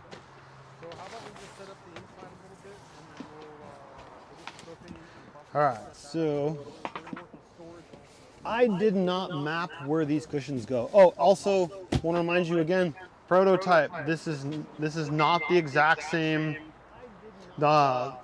interior you'd see if you went to the dealer today and bought one. This is a bottom cushion. So that's going to go on there. The bottom cushions have Velcro to hold them in place. So you have storage in here if you want it. Smoke detector. Got your AC breakers. I'll show you the DC ones outside in a bit. Carbon monoxide detector. Let's see here. Let's put this back. There. These ones go in the corners. Underneath this one is where when you slide the sink and the stove in, they come and fill this space up. But here's your 100 amp hour AGM battery, absorbed glass mat. These are fantastic batteries. They're a military design that can take temperature abuse of hot and cold, and also vibration from driving down the road. These are one of the best out there. You use a lead acid. It won't be able to drain quite as low and recover, and the vibration starts to deplete the lead cells. So when I close it though, I want to make sure it doesn't get snagged on the cushions and tear them. Okay, we're closed. Shove that down in there. Close this. Here's a strap for it. Oh, I undid that. Didn't realize it wasn't closed. Clip, tighten. And these like go in here, but I'm not really concerned with cushions at this moment. So let's set up the table. This is not the same table you would have in the new production model. This is again a prototype. I kind of like this table though. I'll show you why. The new one actually is on a single pole, which the pole comes out and then spans just like this one will. So we latch this so the legs stay collapsed. I'm gonna undo that one. This pulls open. That pulls open. And then I can show you. Let me sit down. I'll see if I can show you better. These legs are actually adjustable. Look at that. All the way out to here.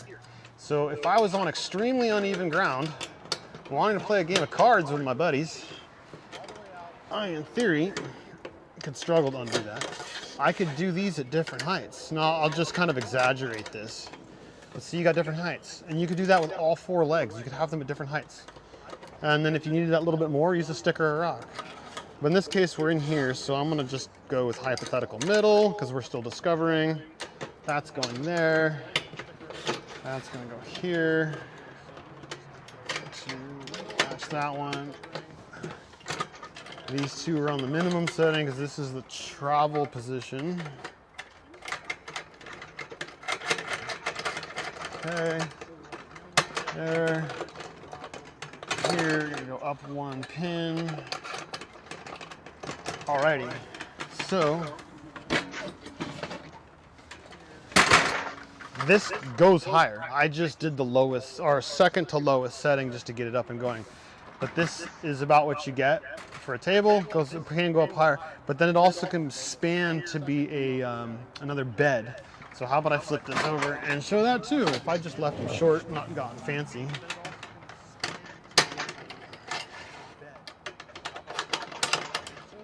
Okay, again, prototype.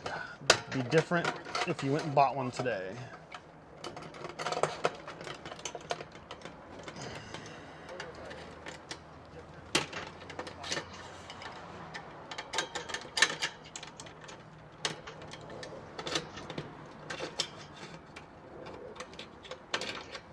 Maybe I should explain that Opus is lending us the trailer, but not paying us in any way, shape, or form. There's been no money changed hands. So let's see, all low. I'm gonna collapse this, collapse that, and then flip it over with legs down. There's a channel or a lip on one side. There's a lip on the other. Slide it in there, and then I think it's this one here. Now you have a bed, so somebody could sleep here. I'm 6 feet, so I would probably have to, well, let's try it. Why not, right? Okay, I'm 6 feet. It's a little short, but Maybe this one goes here. No? No. I could sleep here if I had to, but I'd rather sleep over there. So let's put this back. Let's check out that bed. Hey there, it's an Oliver. Hey, honey. Yeah, come on in. As long as you don't mind being live. We live on YouTube. Okay, so opens. Opens. Put this. Okay, how about you sit in the chair here? I'm at both of you. And then I'll show the doorway here. Apparently it's removable, so we should take that out too. Practice everything, right? Yep. Okay, so if you want a little bit of privacy, say your buddies want to stay up and play cards when you want to go to sleep, you can undo this. And then you can zip it closed, and you've now got some sense of privacy between the two. But I hear this is removable. Let's give it a try. Oh yeah, it is. Okay, I just undo those little clasps. All right, but then it looks like the cord might come through. I'm gonna take my shoes off so I don't get the bed all dirty. Zip this closed, and we just undo. Will you show the camera closer to these, please? Yeah. So here, and then here. This is where I go boop for each one.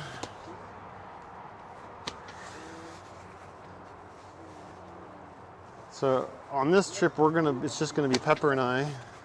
So we don't really need to separate ourselves from anybody because we're not on a hunting trip or when Oliver's not coming. So we can have, we don't need the same amount of privacy. There. Here. There's a bunch of these things. And then last one is here. There. Okay, so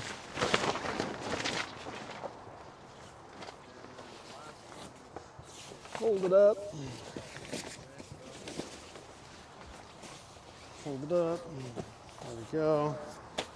And you can put it in the storage. And now we have, it's all open.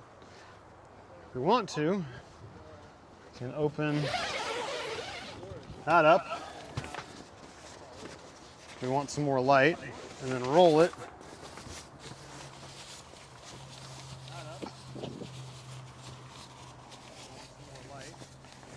And then there's little clasps, same as the privacy door I just took off.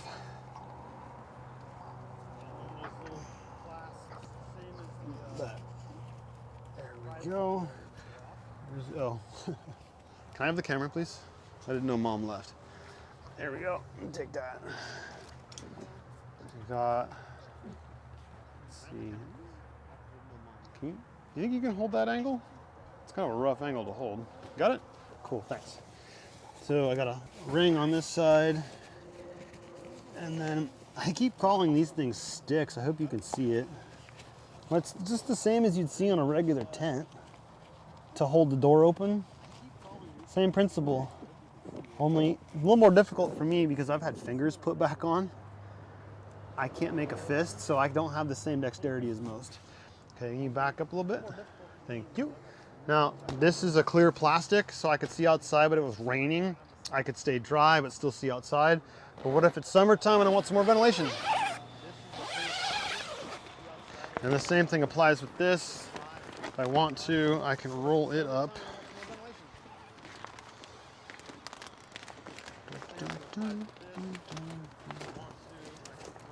Now, I better be careful what I hum, because I might get a copyright strike. And then the same thing to hold it in place. Well, I'll just call them a tent clip. I'm not sure what else to call it, clasp. All right, here we go. Now we got some ventilation in here. Let's check out the other end, the roof. Well, today's our experiment day because we head out Saturday. So if you just sit there. So now I'm standing on the guest bed, if you will. I want some more light, so there. Open it up. Roll it on up.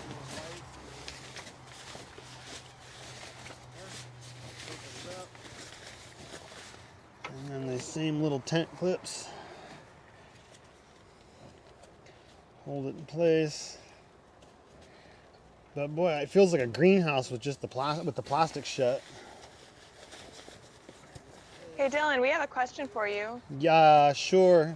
You might need to relay it in here though, because I can't hear you too good. Well, that's what I'm trying to say to you now. Eric would like to know if it can be connected to a gray water collector. This model does not have a gray water collector. It would be the bucket that goes underneath the sink. I know the Opus model, the Opus 15, does have gray water, black water, and fresh water. I don't think that's the Oh, question. I'm sorry. He didn't ask if it had a tank. He asked if it can be connected to a gray water collector. In this case, you could put a bigger container than a bucket, and you could collect it that way. I'm sure that if you talk to Opus, they might be able to put one underneath. I don't know. Okay. I am certain that there's a fabricator out there somewhere that could make a gray water tank fit underneath this thing. I'm sure you could find one. I would. But factory-wise, the only one that has one is the Opus 15 that I'm wearing. Yeah. Yeah, I bet you could have one mounted, or just get a bigger bucket. You know, they have like on job sites, they have like 500-gallon black water tanks that just slide underneath the trailer. Yeah, they just sit on the ground. Yeah, so you could go on an RV, like an RV store, if you wanted to, and just order any size tank, which there's like hundreds of them, and slide it underneath there. And then you could do a transfer pump if you wanted to have it go into the bed of your truck into a tank, and then just have it in the back of your truck. Those transfer pumps are not very expensive because it's just water. It's when you get into solid waste that you need a macerating pump. And once we collapse it, we will put in the water tanks that we have over there that are just, little jerry can style ones that you can pull in and out. And then propane cans too. But you can't reach that area where those are stored while the tent is actually up and inflated. She's pointing towards the front of the trailer. If you want to check the connections and the valves for the supports that run parallel with the trailer, that's these little ports right here. So you can reach up in here and check stuff out. You could also unzip it and access it this way. That's what these zippers are for. All these different ports to check. And here I've got the connection for this support, the air connection, which leads into this one. This one has the air leads from this support over to this support, so on and so forth. So these are not really necessarily ventilation. I guess you could, but these are for ventilation. Oliver, would you move the camera way back and then tilt it upwards so you can see like this? I'll try. You're doing good. Whoa, we totally need to level this thing out. No, that almost works. Just tilt it. You have to hold it back. Unfortunately, that tripod doesn't have. Perfect. Perfect, perfect, perfect. So, 8-foot ceilings. I'm 6 feet. I'm like a quarter-inch shy of touching the ceiling. Now I touch the ceiling if I go on my tiptoes. But I want to open the ceiling and get some ventilation going. We're just going to try everything out. How about we try sitting at the table together as two grown adults? See if our knees can fit under the table. We can do that. Let me finish rolling this up and then we'll do that. All right. Clasp, yeah. This isn't too hard on the knees.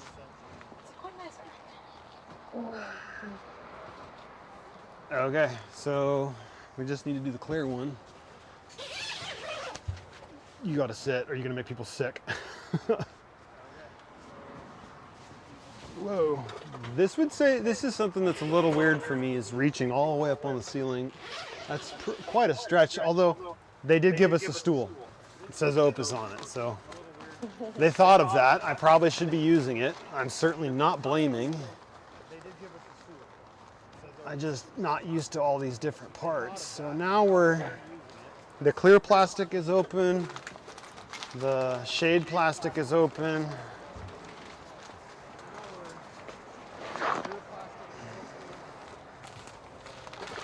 I guess I don't necessarily need to do all three, but it might look a little more tidy. And we are checking the chat.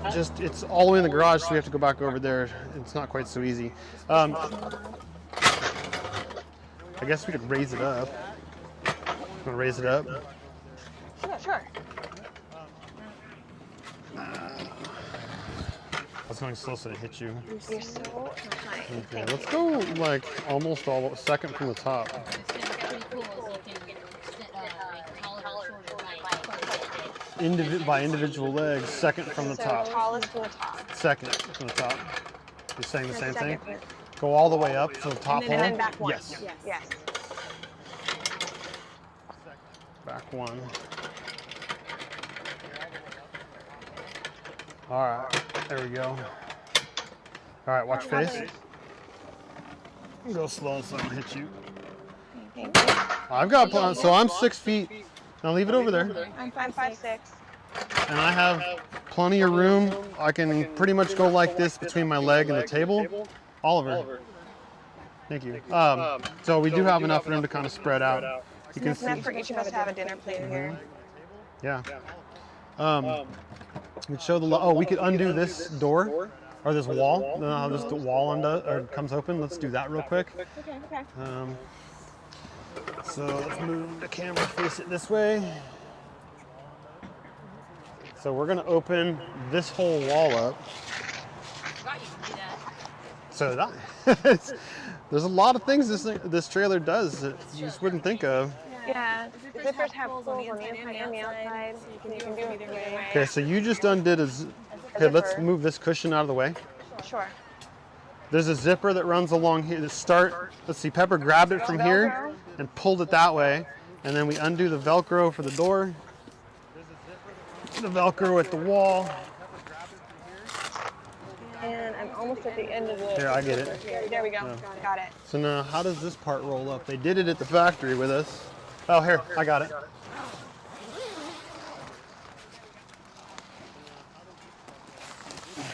There we go. So then what do we roll it? Is it the same? Oh yeah, same like, oh yeah, we got to zip that close.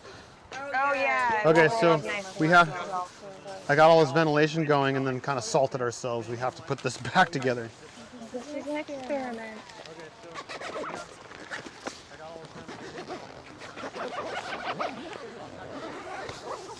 Let's meet in the middle. Yeah. Okay. Egalitarian. Okay. So I'll start rolling it from down here and then hand it to you, and then I'll help you clamp it on. I have the loops, you have the clamp. Yeah. Oh, I'm gonna need to grab the hold this. I need to grab the stool. I'm not gonna be able to reach it.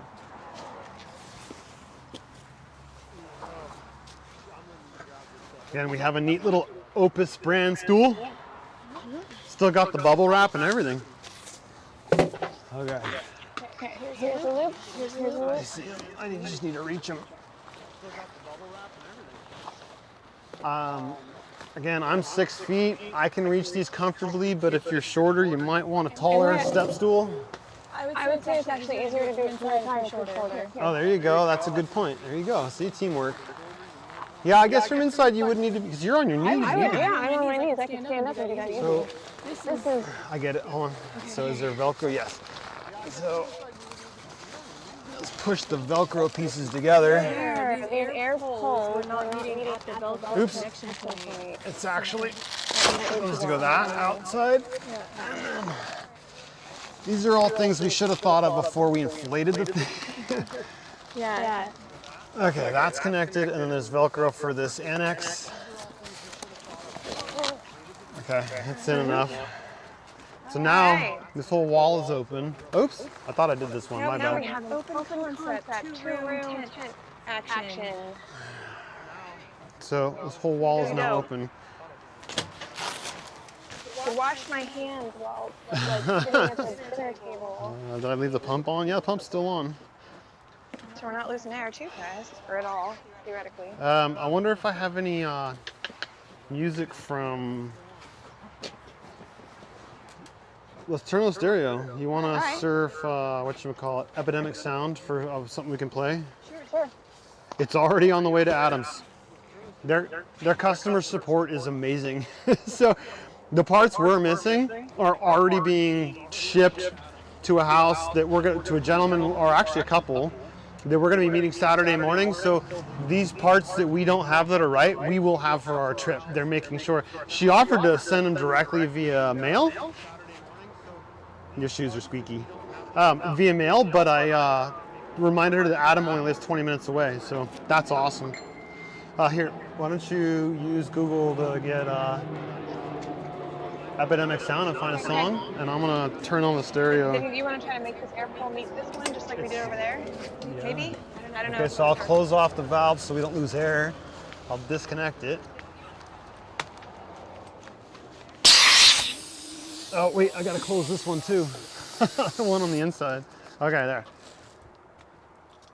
Again, here's the valves that I'm connecting with the hose.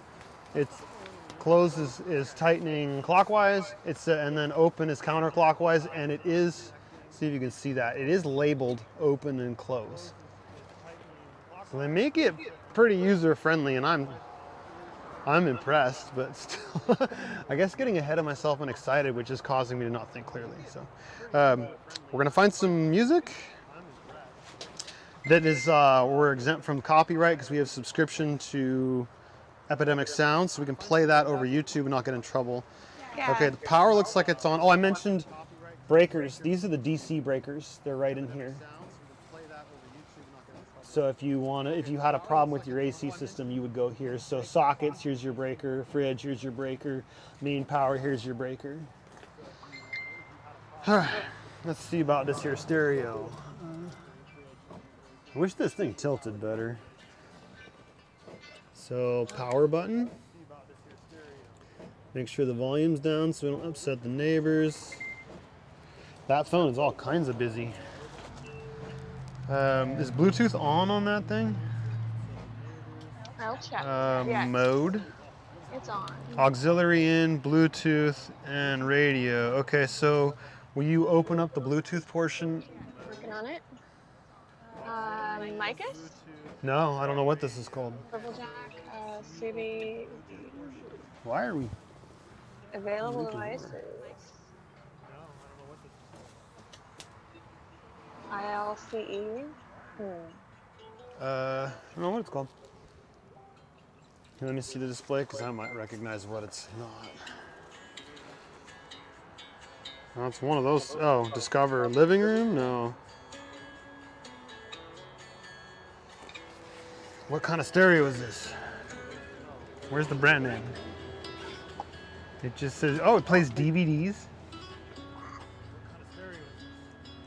It does? I don't see a brand name. Huh.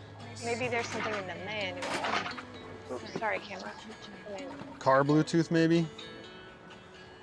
That seems like that. Pair? Linked. Okay, so it's called Car BT Bluetooth. So that's pretty simple. So now if we go back over to, let's rewind this song. Turn this up. So we pay royalties for this through Epidemic Sound, so we're not going to get a copyright strike.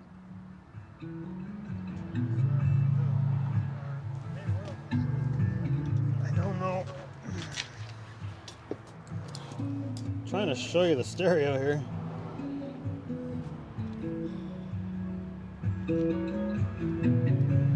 Sounds good.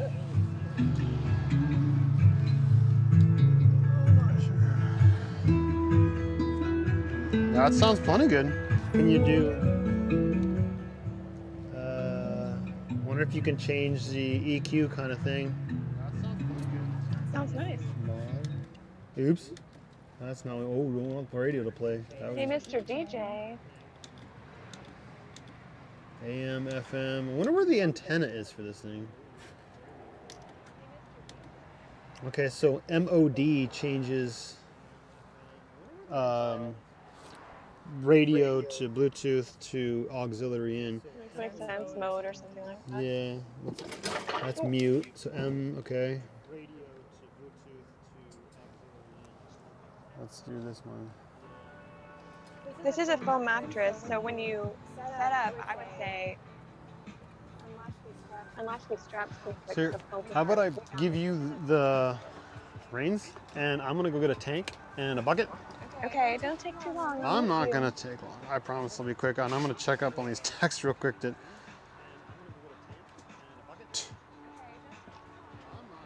I don't like spam texts. Blah blah blah. Chelsea is working on the issue and will drop off the correct beam at my house tomorrow. Adam says, I have the fill tube that connects the annex to the tower. I will have it all with me when I meet up with you in Willows on Saturday. Car BT's the Bluetooth, I believe, under the seat right behind the stereo. Yep. Got it, Adam. We figured it out. Second guess, I got it. So Okay, there we go. I'll be right back. I'm going to grab those two things. I am centered in the bed, laying on my back. Whew, it's a little firm for that. We're definitely putting a mattress, a foam, memory foam topper on this when we're traveling. Fortunately, our friends Adam and Charmaine lent that to us because they got a different mattress for their own Opus, so they gave us the one that they had been using on their previous. It's firm, which is a good base. It's firm, but it's got a bit of give to it. And you want to adjust the coffee. It's a lot harder to get a good foam base if you're the kind of sleeper who needs that for back support. So I think it's a good place to start. It's not terrible, but it could use a little softening up, and we'll do that. It'll be nice. It's very breezy. It's very open and spacious. And what they told us about sleeping in this tent as compared to lots of other tents is that as long as you have the lower lip of all the tent walls positioned properly and fastened at all the proper Velcro points with the straps in place well, you shouldn't have any leakage issues with water, moisture, rain, or anything like that. It seals up very nicely. So we'll see how that goes. Pay very close attention and tried really hard to make sure we matched everything up and put it all together properly when we inflated it and got it going. But as you can see, we're also just really excited, and there's a lot of little details. So along the way, we've definitely had a lot of fumbling moments. And yeah, it's been very funny. I felt very Three Stooges there at the beginning when we were trying to get that annex up for the first time. But I'm confident that it's going to work beautifully and simply once we get the proper, fabric covered inner tube in place for the air pole. I mean, the air pole without that fabric sleeve is not working so great, but that's going to be fine.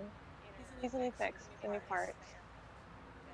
I can't wait to see exactly how much dishware we're going to be able to bring, because for us camping, in a lot of ways we've been spoiled because we have this big box trailer that we pull behind the truck, and it just has enormous volume for us to throw in a tote full of whatever we might want to bring. Oh, bring all the cast iron? Sure, no problem. Bring waffle maker? Yeah, we've got room.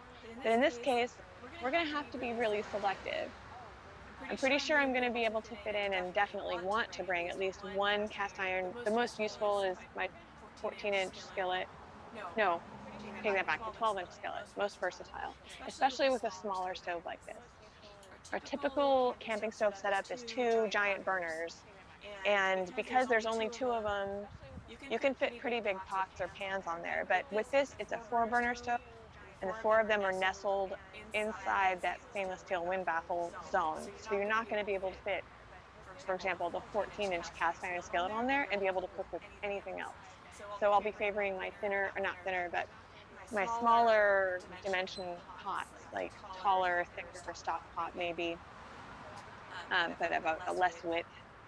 What else would I bring? We definitely want to bring at least one plastic cutting board, because although that stainless steel pullout is a cutting board, it just doesn't feel right to be chopping on stainless steel like that and marring it. I don't know what. It just feels wrong to my soul. So we'll bring a plastic cutting board to throw on there when it actually comes time to cut anything of any seriousness on the road. We'll have a big stirring spoon, maybe 2 spatulas, a chef's knife. My sharpest little paring knife is usually something I want with me. And our plastic AeroPress that we use for coffee. You know it well. You've seen it in at least a couple videos. If you've been with us before. If you haven't, then know that that's what we favor on the road for coffee. It makes it real simple. It can't break, but it makes a nice strong cup of coffee if that's what you want. So many of the other methods people use out on the road are not so adaptable.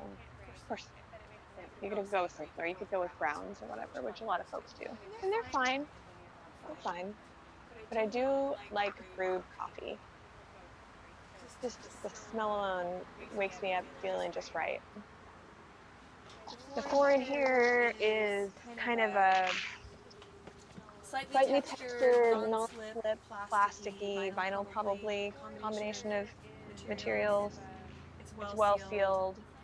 And there's this part that's covered with kind of like a low fiber carpet-ish texture, so it absorbs a little bit of the, I don't know, the sense of metallic coldness that you would feel inside without it. That's nice. Let's You ready? go over some of the stuff on the opposite side of the trailer you haven't shown anybody. Oh, actually, we show them the light real quick, and then go on the other side of the trailer and show them how the air connects to inflate the thing. And then let's start figuring out storage. And as Melanie was mentioning, what we're going to use for cutting board, because we can't cut on stainless. We're going to use that smaller plastic one. Perfect. So maybe while I go over the lights and a couple other things. So actually, you should hold the camera because it's upwards, and then you can run the house while I finish something else. I'll work with the viewers. Which way are we looking for the lights? The lights are above. Well, actually both. So I'll stand back. I'm gonna outside on the out here on the power bar, if you will. I'm gonna hit lights. I'm gonna disconnect this one for here because I haven't found a switch yet. Doesn't mean there isn't one. Now,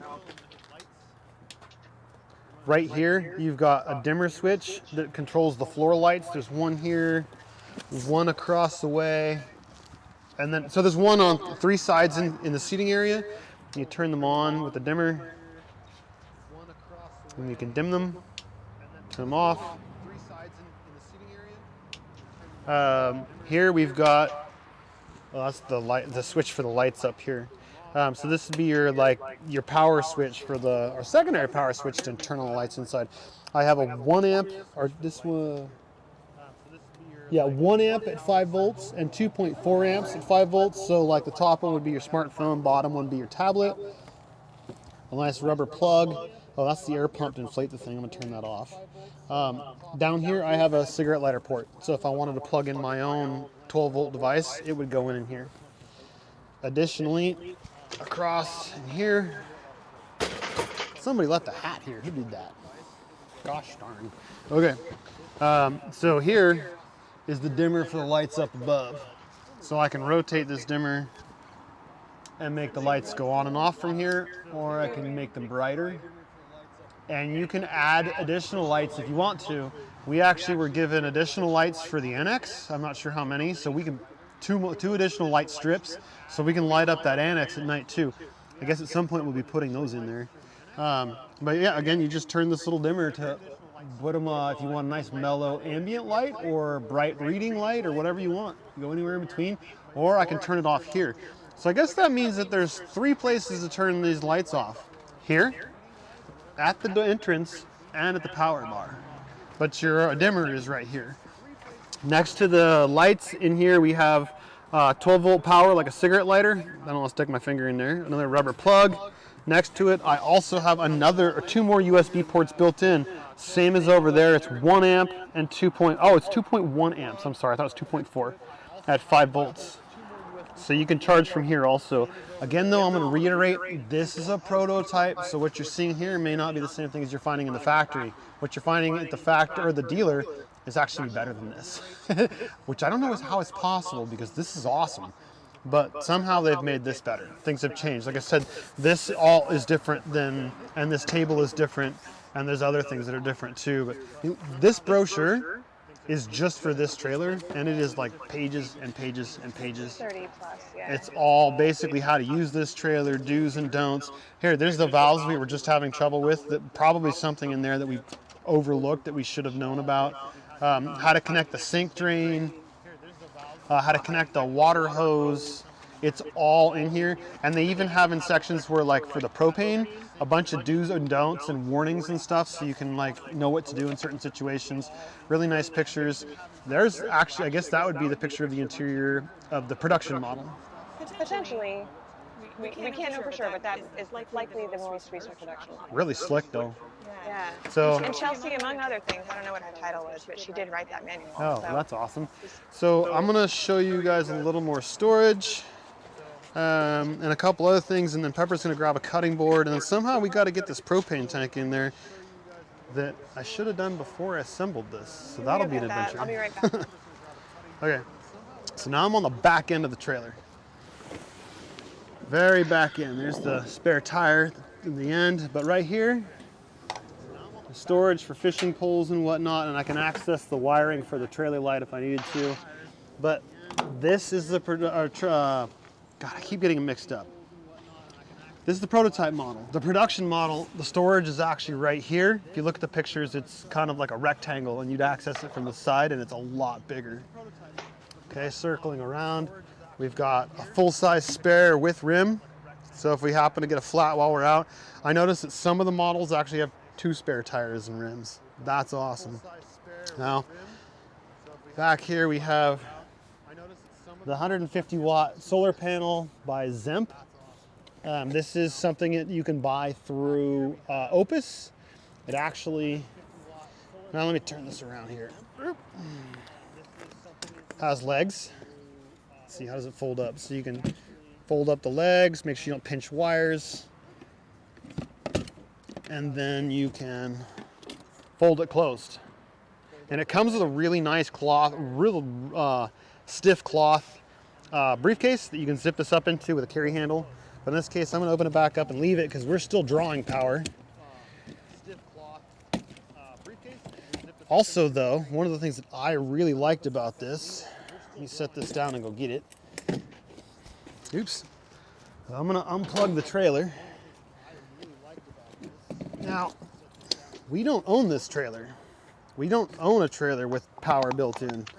So if I wanted to, this connector that goes into the, make sure you can see me, get a little closer.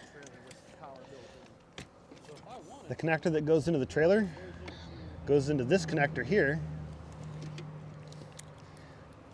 Alligator clips. I could charge my car battery or whatever other battery I wanted to. So I'm going to plug those back in for now because that's not what I'm doing. Unplug this, plug it back into the trailer. Make sure I'm not pinching wires. And then I want to show you the display. I think that's kind of cool. If you're into electrical stuff like I am, that was something I played with for a while. So let's flip these into the sun, get it charging. Okay, and then if I bring you around here, and I'll try to be gentle and not make you sick. Back in here, hope you can see that. I can select the battery type. I know that I'm charging at 13.1 volts. I'm putting 2.3 amps of power continuously into the battery. 5.8 amp hours. If I wanted to, I could change the battery type from lead acid, gel cell, AMG. So this says it does 12 volts up to 10 amps. That's a lot. Right now we're almost full. We're a quarter under. We are charging. This is really cool. I love the little stand it's got. Let's see if we can see that a little better. This stand is really easy to use. A little clasp to hold it shut when you're transporting it and not using it. These alligator clips just sit there. This inverter is on a hinge. The other thing I found to be really cool about this panel, because there's a bunch of different types, it's not affected by shadows. I had my roommate stand in front of this and block about a third of it with his body, and it didn't change the amount of power coming out a whole lot. Some panels that if you do that, if you shade part of it, you'll actually not only not gain power, you will lose power. You will lose power through heat. That shaded part transfers the solar energy passing through the different cells and dissipates it as heat, so you'll actually be losing power. This didn't appear to do that. So in the meantime, let me show you the connection, how it plugs into the trailer.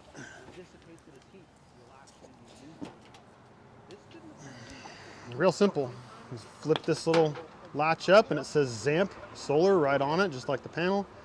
Plugs right in there. If you are having issues, there is a fuse in here. So make sure you check that. It's a 15 amp fuse. Maybe not bad to throw a couple in your storage bin. On this one, again, prototype, not on the production model. This is the storage on the opposite side of the trailer. Okay. Now, let's see here. If I hold that, we get echo. Oh. That picks up, That's good to know. yeah. Or my mic picks up sound from that phone. If you mute the phone, it should work okay. Maybe. Not sure how to mute it, but it's good to know. Thank you, whoever pointed that out. Okay. Let's see. So, where's the key? Oh, the keys are on the tongue, if you will. Would you grab that, please? And then we'll undo this. Oh, you don't need to undo this. Hold on. Okay. Still learning here. Learning together. Is it high enough?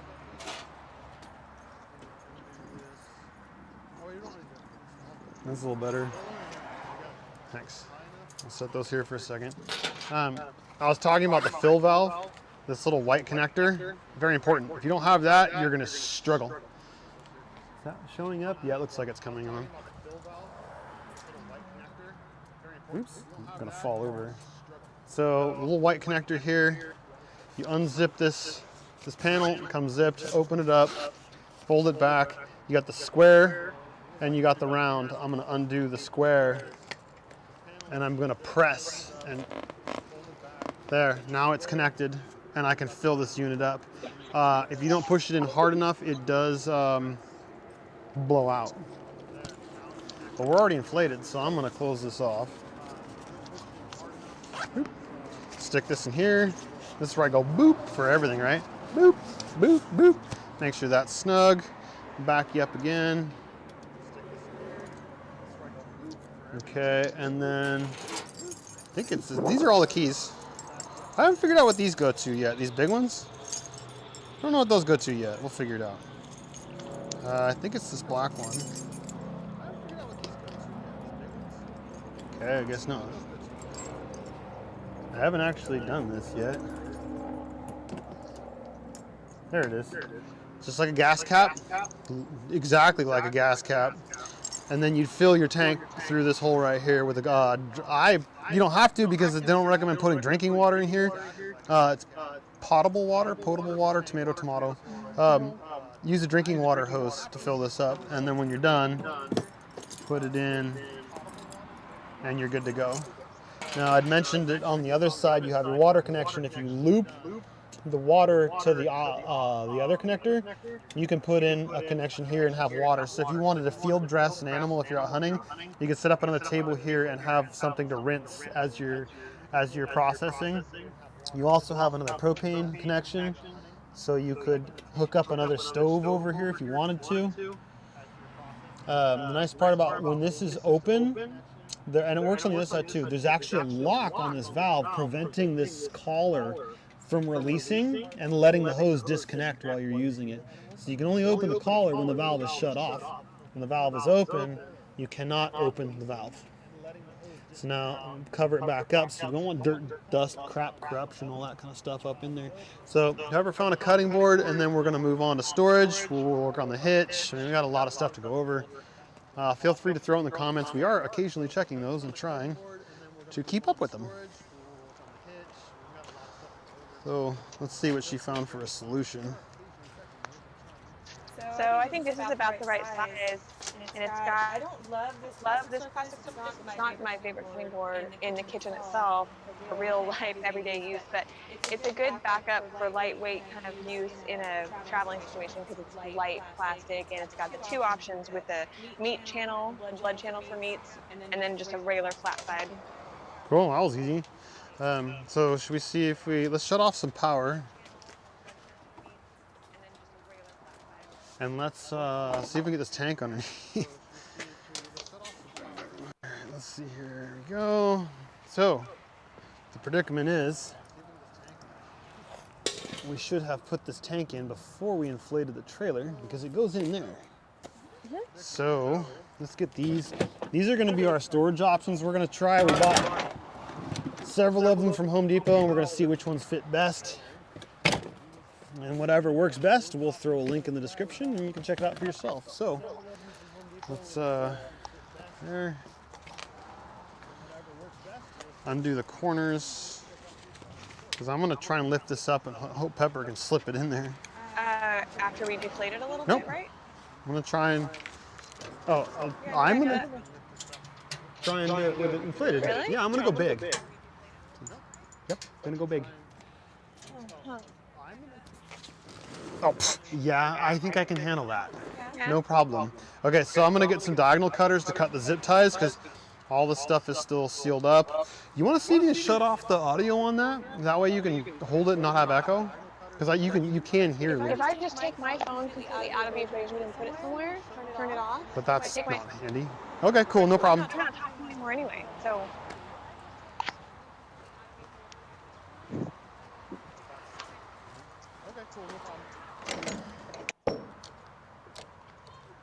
Are you going in? You're done? You going inside?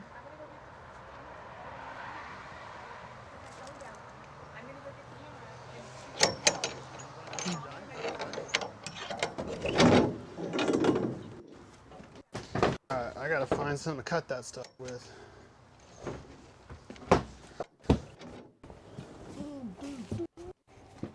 There we go.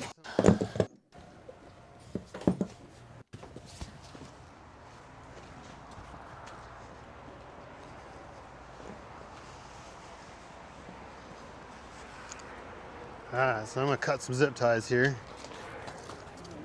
Cut this one. Boop. Haha, just had to say that, sorry. Boop. There we go. In my pocket so they don't get lost.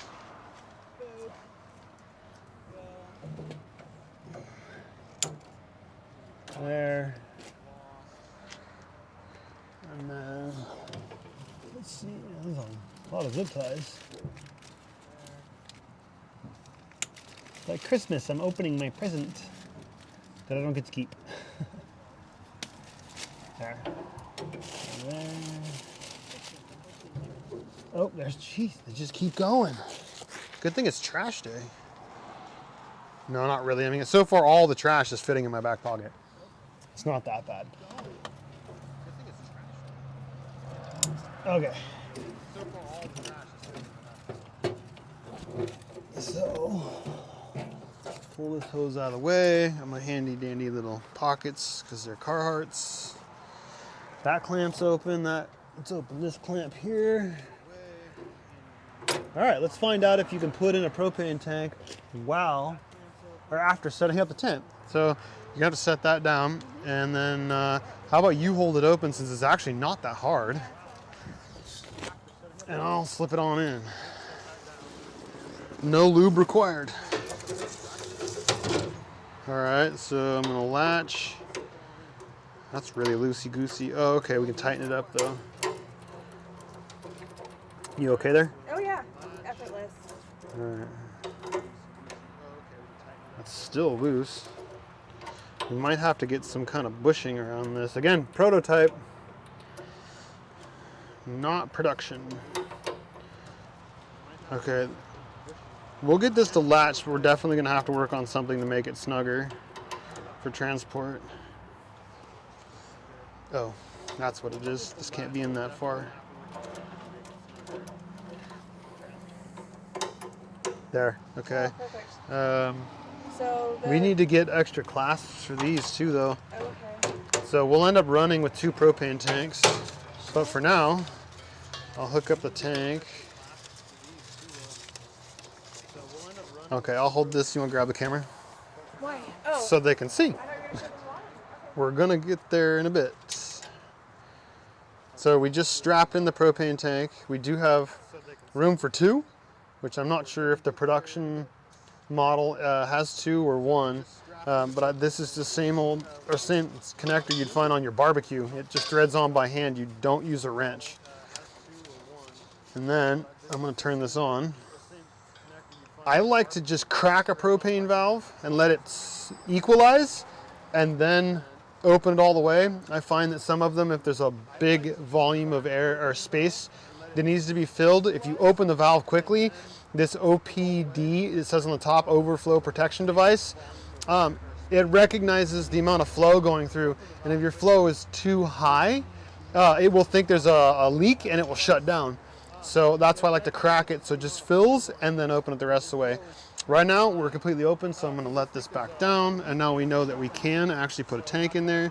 So I guess if you were camped somewhere for a long time and you're using a lot of propane, that'd be kind of nice that you could lift this up and swap out your tanks, because if you're staying somewhere like maybe a campground host where you're staying for months on end.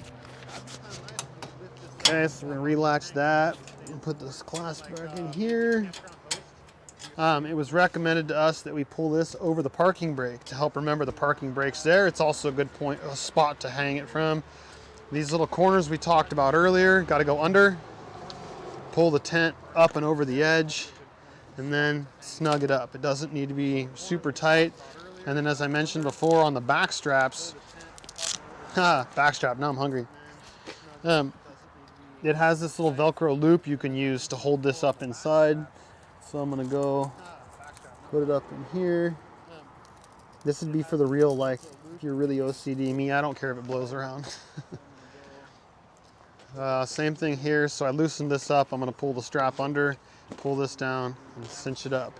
So something that was mentioned to us while we were at the factory, there we go, was to make sure this Velcro strap is secured. If this is not secured, as you raise and lower this and set it up and remove it, you know, come over here, please. This piece of fabric is has a cylinder on the bottom that rides in a channel that keeps it from pulling out. If you release that Velcro, this will shift down and create a void for water to get in and out. So make sure that this Velcro strap right here is snug and secure. Again, I'm gonna pull the strap under, but let it be loose. I'm gonna grab it with two hands. I'm not gonna drag it over this edge because that would compromise its seal, which would cause it to leak. So I'm gonna pull it up and over, hold it, and just cinch it down, just real loose. If you haven't seen these before, the Opus comes with the protection screen to keep rocks and debris from hitting your jerry cans of water or fuel, and your propane tanks, and mud flaps to protect the finish of the Opus itself. Now on the front of the Opus, these, I was saying last night on the live stream, you tilt it up just a little bit more, there you go. I did a live stream last night with Adam, and I was noticing, or I was mentioning that my favorite thing about this trailer is it has electric brakes. I know that seems silly, but for someone who tows all the time, that's a big deal. The scenario I brought up was just a few months ago. We were out camping with Overland Family Man. You can check that out on YouTube. That's who he is. We went to Indian Valley Reservoir, and it just drizzled the night before we left. And the road down or out was slightly downhill, but extremely silty. That silt turned into a slippery muck.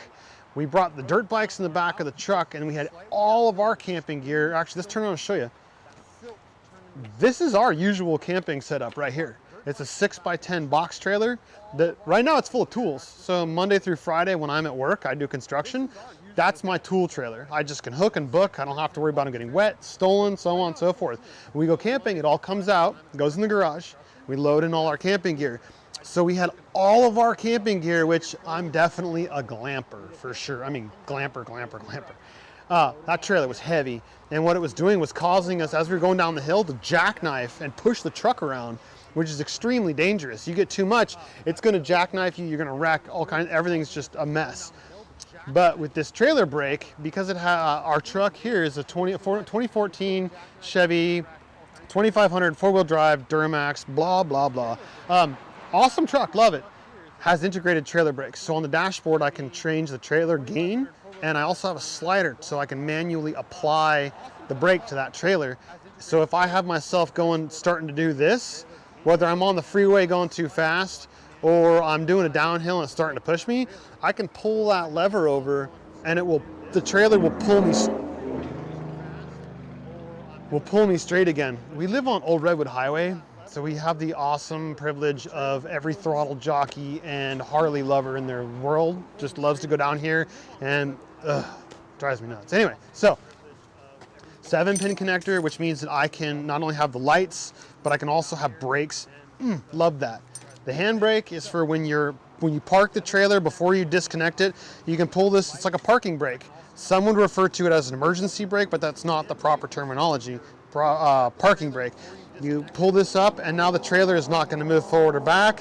One of the reasons they said to secure this around here was so that you remember to disconnect. That way, halfway through or most of the way through your process, you're going to see something that reminds you to disconnect this, because like in our truck, I can hook this up and pull this away, and I would never feel that those brakes are so I'm gonna, it's just like in a Honda or something. I'm gonna pull up, press button, pull down. I don't want to release too far because I don't know if it's gonna roll, but I would push it all the way down and let go of the button. In this case, I don't want to because I don't know if the trailer is gonna move.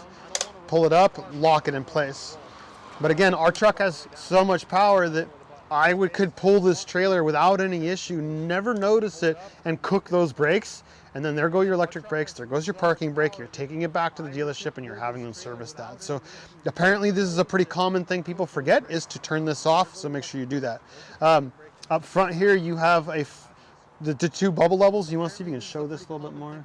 Tilted down. You have a front to back level bubble and a left to right bubble. You can see I haven't done that, but we're going to get to that here at some point. Next, we have an emergency disconnect. So if I happen to come disconnected from the trailer, this will pull out of this unit and lock the brakes on the trailer. Now the trailer is going to lock the brakes up, and who knows what it's going to do, but it's not going to freewheel down the freeway. When I hook up my chains, one of the things that I do is I always cross them so that hypothetically this gets disconnected and this is still connected to two different points on the trailer, the hitch connection.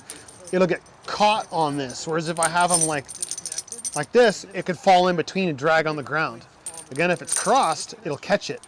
The other thing you want to do is make sure that you're high enough off the ground. Most people do, they like to rub their foot underneath and make sure that that's enough room, because I think 2 inches is the legal limit in California, but that's a massive amount that could drag on rocks and snag on branches. I'm going to run them a lot higher. I'm going to make them as high as I can by rotating.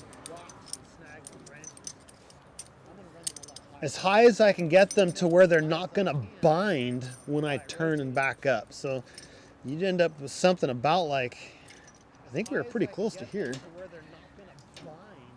And all this twist is just fine. These are only for if this gets disconnected, you have these. And if these get disconnected, you have a third means of protecting the rest of the world.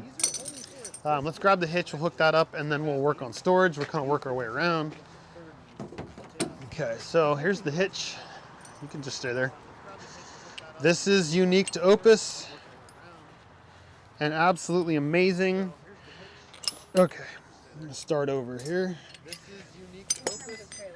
And I don't know if they can hear you. Yeah, no, I think this is specific. My understanding is this was designed and patented by Opus. That's my understanding. That trailer over that we just showed you over there has a ball connection. So you got this ball with a ball connection that goes over the top of it with a fork that slips up underneath. Problem is that fork, if you get a lot of angle, it could pop off and disconnect. If you get a lot of roll, it could pop off and disconnect pretty easily. They're mostly meant for street towing, not off-road towing. Whereas this, haha, yeah. So we have a pivot left to right. We have a pivot up and down, and also a pivot of 360 degrees. Now, the nice part about 360 degrees is two-wheel drive trucks, you have a 2-inch drop. So you can see you have a drop here, and the hitch rotates. But we have a 4-wheel drive truck. All you have to do is flip it over and then flip over the hitch. Instead of having to buy a whole new ball mount, like I do for all these other trailers, I must have like 6 or 7 with 2 inches of drop, no drop, 2 inches, 2 5/16, all these different hitches. This just does it with all of them. So what's gonna happen is you're gonna straighten this out. This will be in your truck with a pin. I'm just gonna slide it up into those, and then you're gonna flip over, flip this one over. Now take the pin that I set down somewhere clever. I'm gonna run it through, actually let me run it through this way and then I'll show you the other pin. Okay, so now that's hooked up. This is a very unique pin also. See that?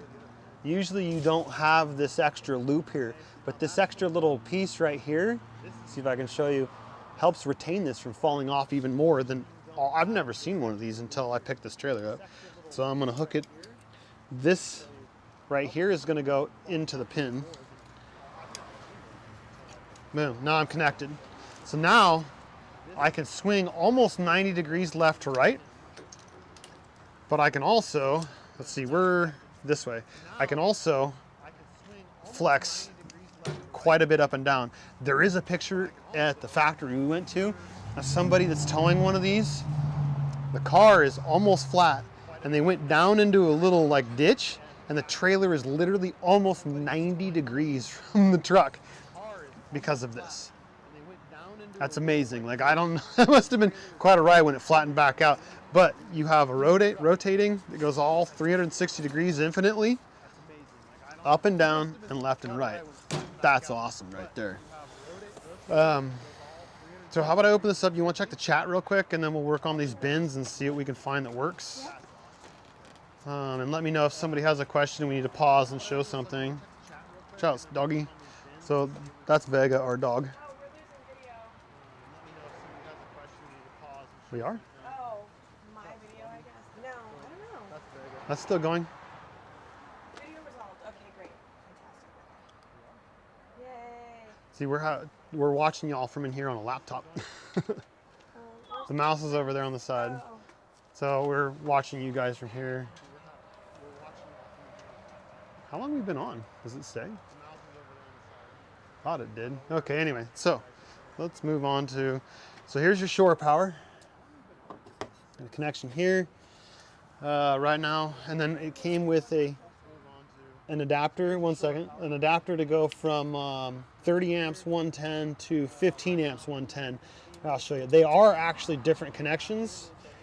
So you can't plug a 30 amp into a 15 amp and blow the breaker. One goes into the adapter to a 15 amp 110. Right into the wall. Okay, so what's the question? I answered it. Oh, okay. Cool, all right. So then to hook up the shore power, you have a connection with a locking ring. So I'm gonna stick it in at a slight angle. You'll feel it just kind of pop into place, rotate down, and it's just like, what, 2 or 3 degrees. You can see it's just a little bit down, and then I'm gonna take this locking ring. It should be easy. If it's not, you might be cross-threaded. And I'm just gonna go snug. It's enough that now it doesn't rotate and it won't pull out in case somebody stumbles across it. It did come with a fair amount of extra cable in case you need to go a good distance. This is the one they gave us to use. So now we're gonna figure out this, but I feel like it, again, prototype model. I feel like it needs something to hold this door open. I almost wanna go get a bungee to like hold it open. Okay, whatever. So this has a built-in air pump, but they also give you, in case you're way out in the middle of nowhere and you can't get a new pump in time, you can manually inflate the thing. Apparently it takes a while, but you can do it. This one's never been opened. Yeah, and then here's the stuff for the solar panel that came with it. It's got directions on how to use it, how to connect it. I just stuck it in there so I wouldn't lose it, but I should probably stick it in the bin. Okay, so this is all opposite the refrigerator and the storage compartment. We've got storage here and some storage here. So what I'm gonna do is I'm gonna go close the storage bin and the refrigerator, and we're gonna see what we can do to maximize this space. Again, we went to, I hope that traffic's not too loud. What we can do to maximize this storage space. Adam's unit has actually a tray that pulls out for his generator in one of these two sides, and it actually has little welded hooks, or not hooks, like rings. You could ratchet strap it down and secure the generator. We don't have that though, because again, prototype model. So I'm gonna go close those, and then Pepper and I will work on figuring out what bins fit best.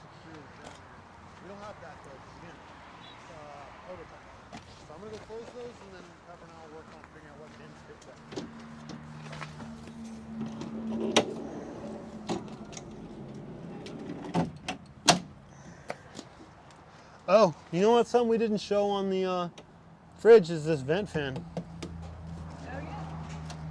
We just keep finding things that are really kind of neat and cool. So I turn on the fridge circuit. You want to come around this side, please? Oh, let me turn on the light too. So turn on the lights. Okay, so right here's a motion switch, so it knows the door's closed, door's open. There's a light inside. I hope you can see the difference. But this is an enclosed space, hard metal and a semi-dark color. So this, if it's all closed and you're not traveling, this could build up a lot of heat and get pretty hot. So if you wanted to, there's a switch, right? There's a cigarette lighter port in here for the refrigerator, but right next to it is a switch. Turns on this fan. So it's gonna pull air in, cool air in and exhaust it out. And this tiny little fan is not gonna draw much. Let's see if we watch the amp meter. So we're at 0.4 amps right now we're pulling. 7.8. So it pulls 0.4, almost half an amp, but not quite. So now we're gonna turn it off because we're not using it, but I just wanted to show you that. And again, you've got a little, I'm not sure if it's like motion or light. Yeah, because out here it's not turning it off. But when I seal it off, so it must be a light switch, a light sensor. Okay, so let's go back, I'll turn these off, we'll go on the other side and we'll work out the bins. All right, I want some music, but I don't want to distract it either, so.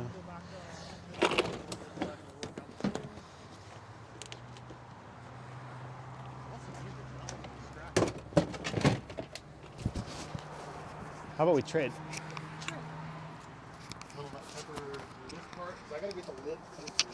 Okay. How's that? Can you hear me now? How do we know? Should work. Yeah. All right. So red is among my favorite colors, although purple's at the top of the heap. So of course I'm going to grab these red bins first. I want to know, will they work? Do they stack? Oh yes, like butter. Those go right in, nice and easy, stack on top of each other, and they interlock a little bit, so that makes them just a little bit less likely to slide off of each other in transit, although you definitely can't pull them both out at once, as I just observed right there. But see what I mean, interlocking? If we shake this around, it takes a little bit of extra force to kind of jiggle that off the other one. So that's nice. And then we've got this beefy guy for the next door bin. This is good. Although it'd be really nice to be able to capitalize on this extra space to the side. We can find a way to pack some other stuff in around there. In fact, this might actually go in. Oh, look at that. I didn't realize we had something sized so big that we could put it in sideways. This way. We really wanted to fill this space out well, thoroughly, completely as we could, without it being a big struggle to put things in here, bins in here. I like the geometry of this box a little better. But it'll definitely allow some extra space around it. The lid for, oh, the blue one? I know we rock.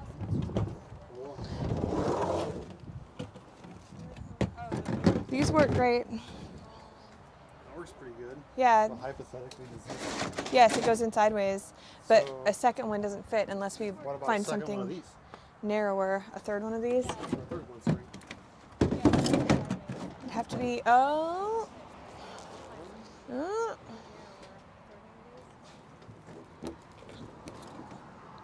Those are closed. I didn't They're hear closed. strain. I guess that would fit. Now, my other question It flexes that one in a little bit. Can we get greedy? We can get two more. Let's latch them. Look at, well, you can try, but I don't know.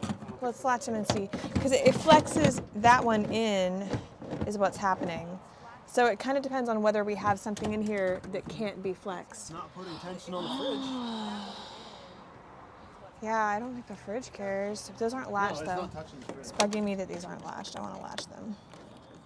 You just push. Oh, yeah, you're right. Push harder. Be aggressive. Be aggressive. So we could get two more of those and yeah, So we can hold 4 in there? that looks like it would work. Yeah. They Just so you know, they just put brand new seals on here for us. You just flip this in, you get a good noise. So they're extra tight. Okay. The wind baffle on those things, they're great microphones, but the wind baffle falls off. It's terrible. That's super loud. Oh yeah, there you go. You put it all the way inside. Oh, I can't see that. Private dancer. Okay, so All right. let's open it back up. Let's see what we got. So we got room for 2 of these Husky containers. Yeah. Yep. And then this blue one, and then we got room for 2 more. That's all the way in. So do we want to make sure the ground is this? Hold on. Just for giggles. Not quite. Just. Oh yeah, it does. It hits those wires though. Yeah. Yeah. Those wires weren't there. If so we had anything heavy in there, it would squish them. if those little wires weren't there, we could do this. Well, we don't have a mic right we now. don't want it rubbing on the wires, so I don't know if that's a good idea. I know. I think we should stick with the plan of the 2 Husky containers It just in the needs back. like an inch. Yeah. Wait, hold on. If we elevated it to this height, it doesn't touch them. So we So put if we something on fill- there, in there. If we got like some sort of platform for right here, well, actually you should explain because you have a microphone. We got some kind of platform. Yes. So in this area, if we could just raise this just a couple inches off the floor of this storage compartment, then this bin could rest right on top of that flat object, whatever it may be, and it would not interfere with these cables that are running through the floor here. They are encased, but we still don't want to put any extra pressure on them or take any chances of something bouncing in transit and shearing any of those wires. Okay, so now we know that we can do that though. Yeah. I still like the Huskies better. I think 2 more of those would be better. 'Cause, I don't know. Look. Back there. Back there. And we still have room here for like a grocery bag, tall grocery bag. Comment below. What's your opinion? Should we go with one of these? Or 2 more of those? What's your thoughts? Those give us more height without the extra complexity of a flat object to find to put under there. Me, I almost want to find something that spans across and be able to slip something underneath here and get one of those. What would the something be though? I don't know. That's what we're all discovering together. Yeah, I'm not sure. So I guess another thing we could do is work on practicing leveling this thing out. Yeah. And then it's What down do you the... guys think? You got it? What should we go over next? We can do leveling. What else do we have to I do? think level it and call it done for tonight. Because Okay, we've done a fine. lot. We have done a lot, yeah. We have half of tomorrow though, and that's it. I know. I Okay. know. Which is why we should take Alright. it down and put it up at least one more time tonight, but not on camera we'll because take that it up. slows us Okay. down. So I'm gonna go grab a drill.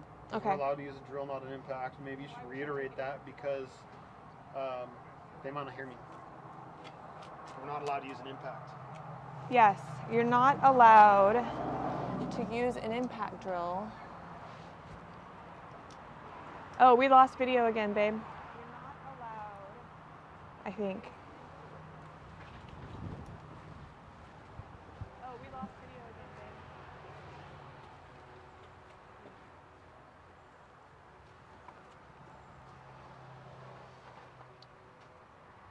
babe. Okay, we want to do a driver's side view again. We can do that. Let's get it. Let's see. Okay. So starting back here from the rear of the trailer, I hope we're actually running. Oh yeah, there we go. That's what I'm looking at. So back here, end of the trailer, we've got our spare tire. We've got that beefy bumper with a little storage space inside of it. Give me a minute to get set up here. We've got the locking port here for filling the water tank on board, which they recommend we use simply for wash water, not for potable use, not for drinking water. Then we've got the gas connection there. We've got the shore power inlet here. You can see the latches that secure the lid when it's all folded down are here. They're all adjustable, each one, of course, with locking pins. And then back here, storage container, as we were just demonstrating with our boxes, trying to make the most of our storage. We've got our freshwater tanks they gave us to add into these holders back here at the hitch end, the trailer hitch end on the driver's side. From this side you can see jerry can, propane jerry can across this back storage platform. This is the leveling jack on the driver's side. There's 2 of them. These can be adjusted with a regular drill, but not an impact driver. That was one of the things they were very clear with us about. Regular drill only. We just talked about the hitch and all of its fancy features and benefits. Nice mud flaps. And this inside is the window into the sleeping platform. Like a full bed, basically. This is the other side, the passenger side storage. Well, not truly storage, half refrigerator zone. So that's very nice. We like that. I think this is going to end up being a lot of our dry goods storage. We're going to try to find a way to bundle all these necessities toward the back and find some space for dry goods storage here, because it seems sensible to relate this storage to cooking stuff.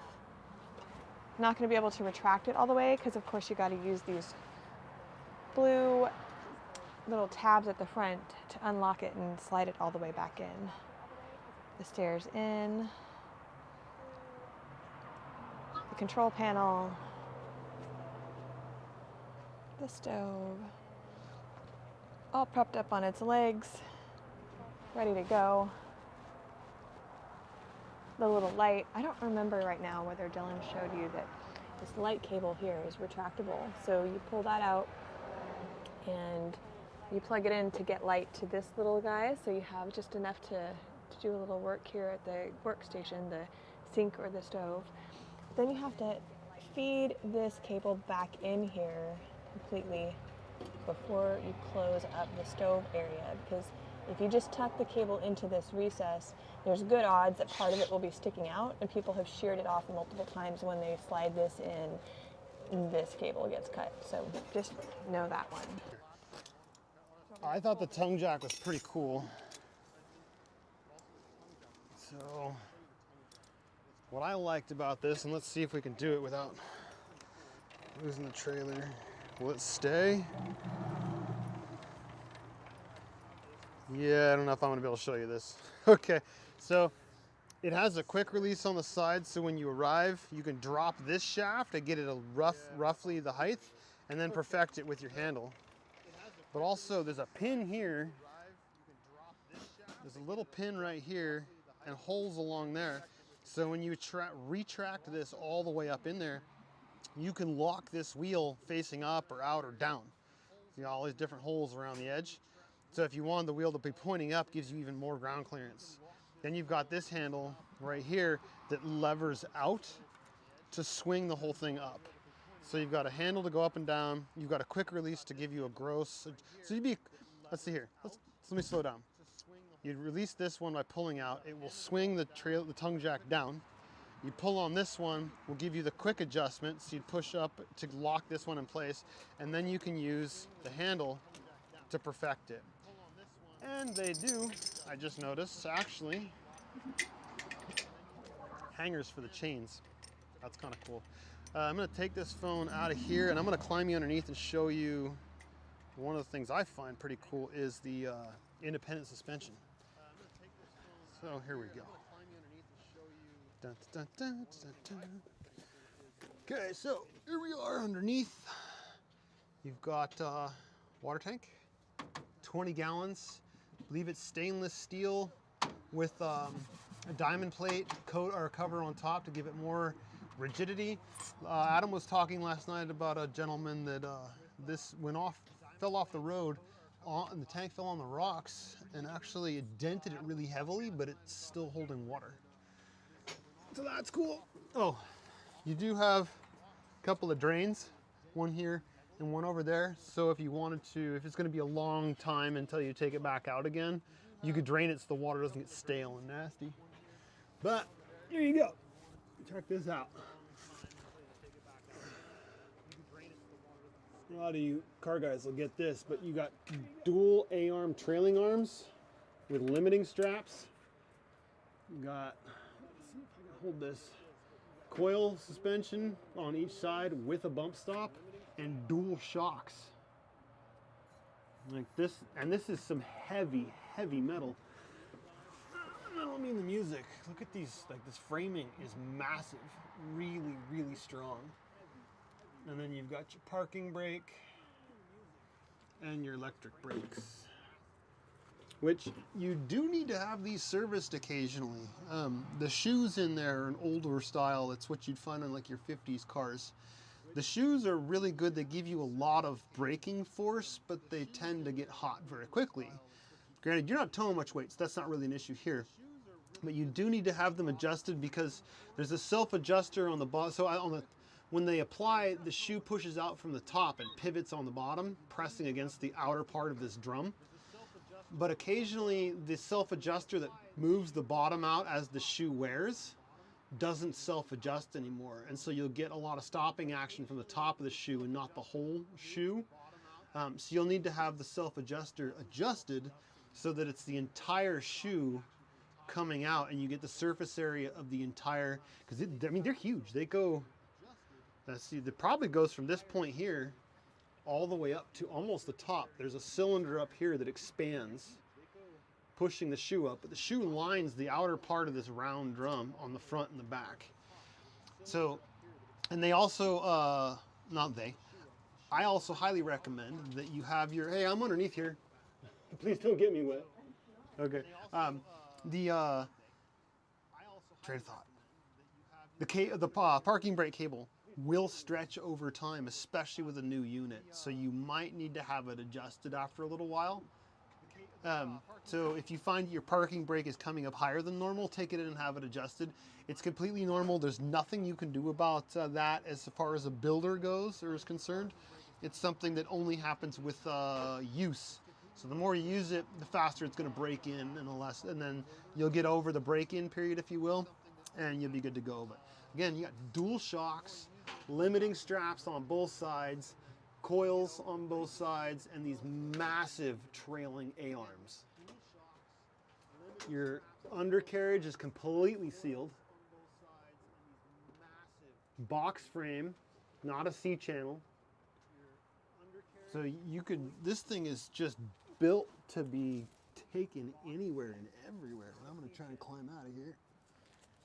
And we'll check in with the chat, and then I guess we're done for the day. Although I might come back on later. Okay, let's check out the chat. Let me put this back in the thing so I don't have to hold it, and I'll check the chat here.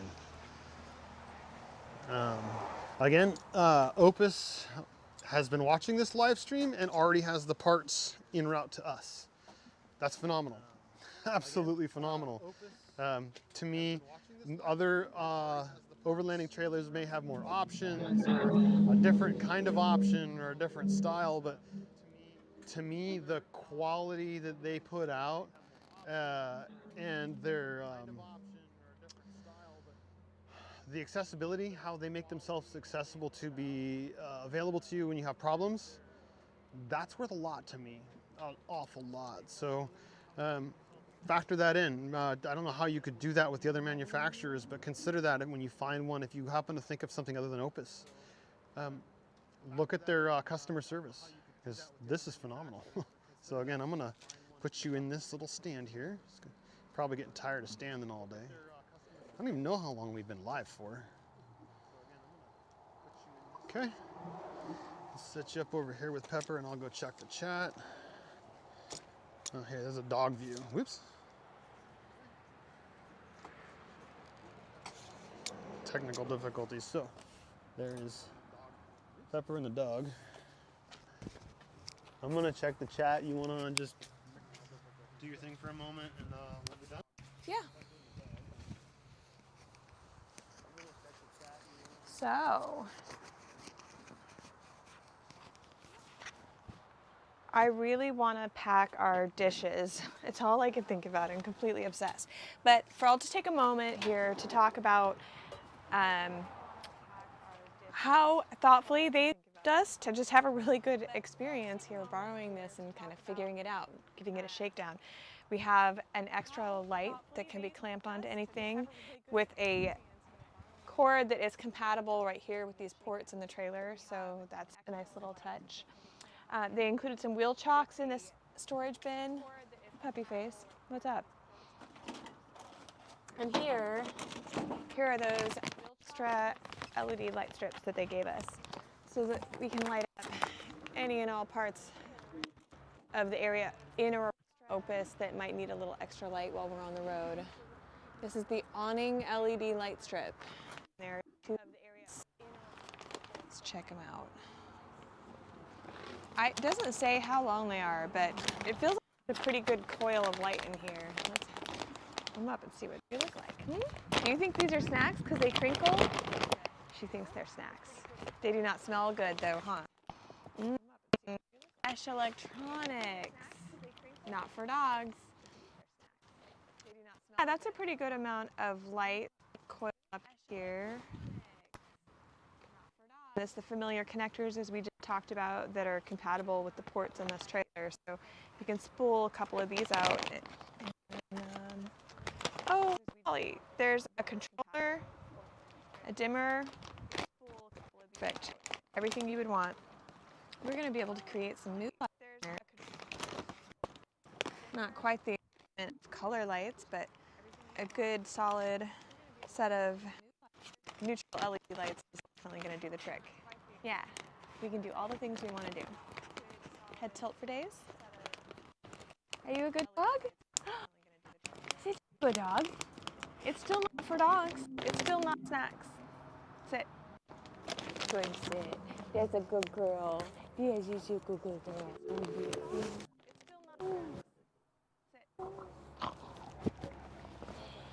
Silly dog.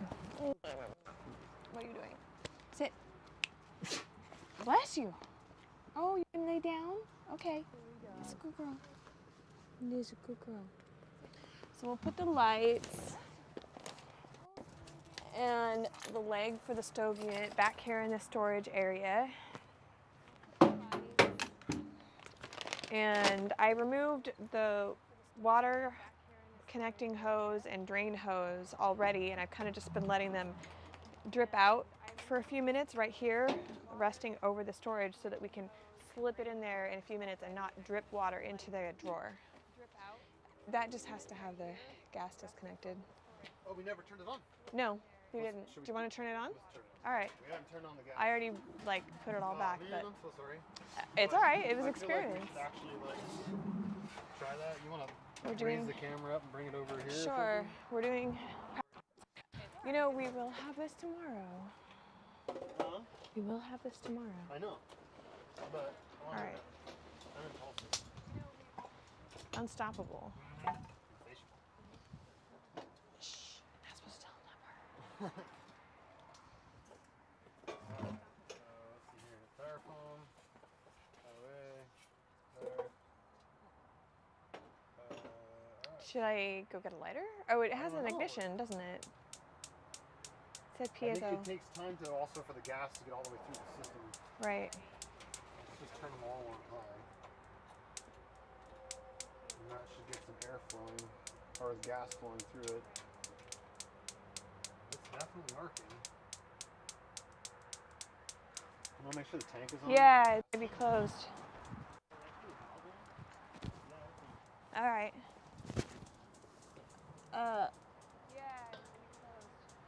Yeah, it's cranked open. Okay.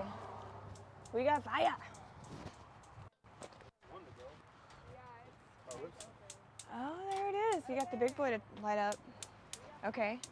Okay. All four Good, burners good. are burning. You got a small burner, large burner, 2 mediums in the back. Is that all the way up? No, that's not all the way up. That's up, that's up, that's up. Pretty good amount of heat. I don't know. All four going. That's pretty cool. All right, I'm gonna turn That'll off take towards your that eyebrows iron off. It gets too hot and can't put the foam. Then I'm gonna let the foam cool or for it Yeah. to cool off. Wait for it to cool off before we put the foam in. Yep, we sure do. So at this point, I'm gonna go click us off and say bye-bye. But you know what? I have to go all the way in the house to do that. Yeah, I'll go do it. You say Okay. goodbye to everybody while I go take care of it. You'll give me a yell. Oh, I sure do. We keep switching and I keep forgetting. Yeah, we need to, maybe at some point Rode will like our content and send us the second mic so we can use 2 of them. Anyway, maybe at some point Rode will. That's as tall as it goes. So, here. Like bossy around. Sorry, I'll tell you where to go. If you like the content, if you enjoy the show, please support us on Patreon, PayPal. Subscribe, like. The comments down below are fantastic. Comments bring up our search standing. Oh, I gotta go make sure she doesn't just close Zoom, because that's not what you do. You gotta shut down, hit end on OBS. Okay. And then I think I was recording this, just in case something went wrong. Hit end record too. It's along the Okay. bottom of the toolbar. There should be an end and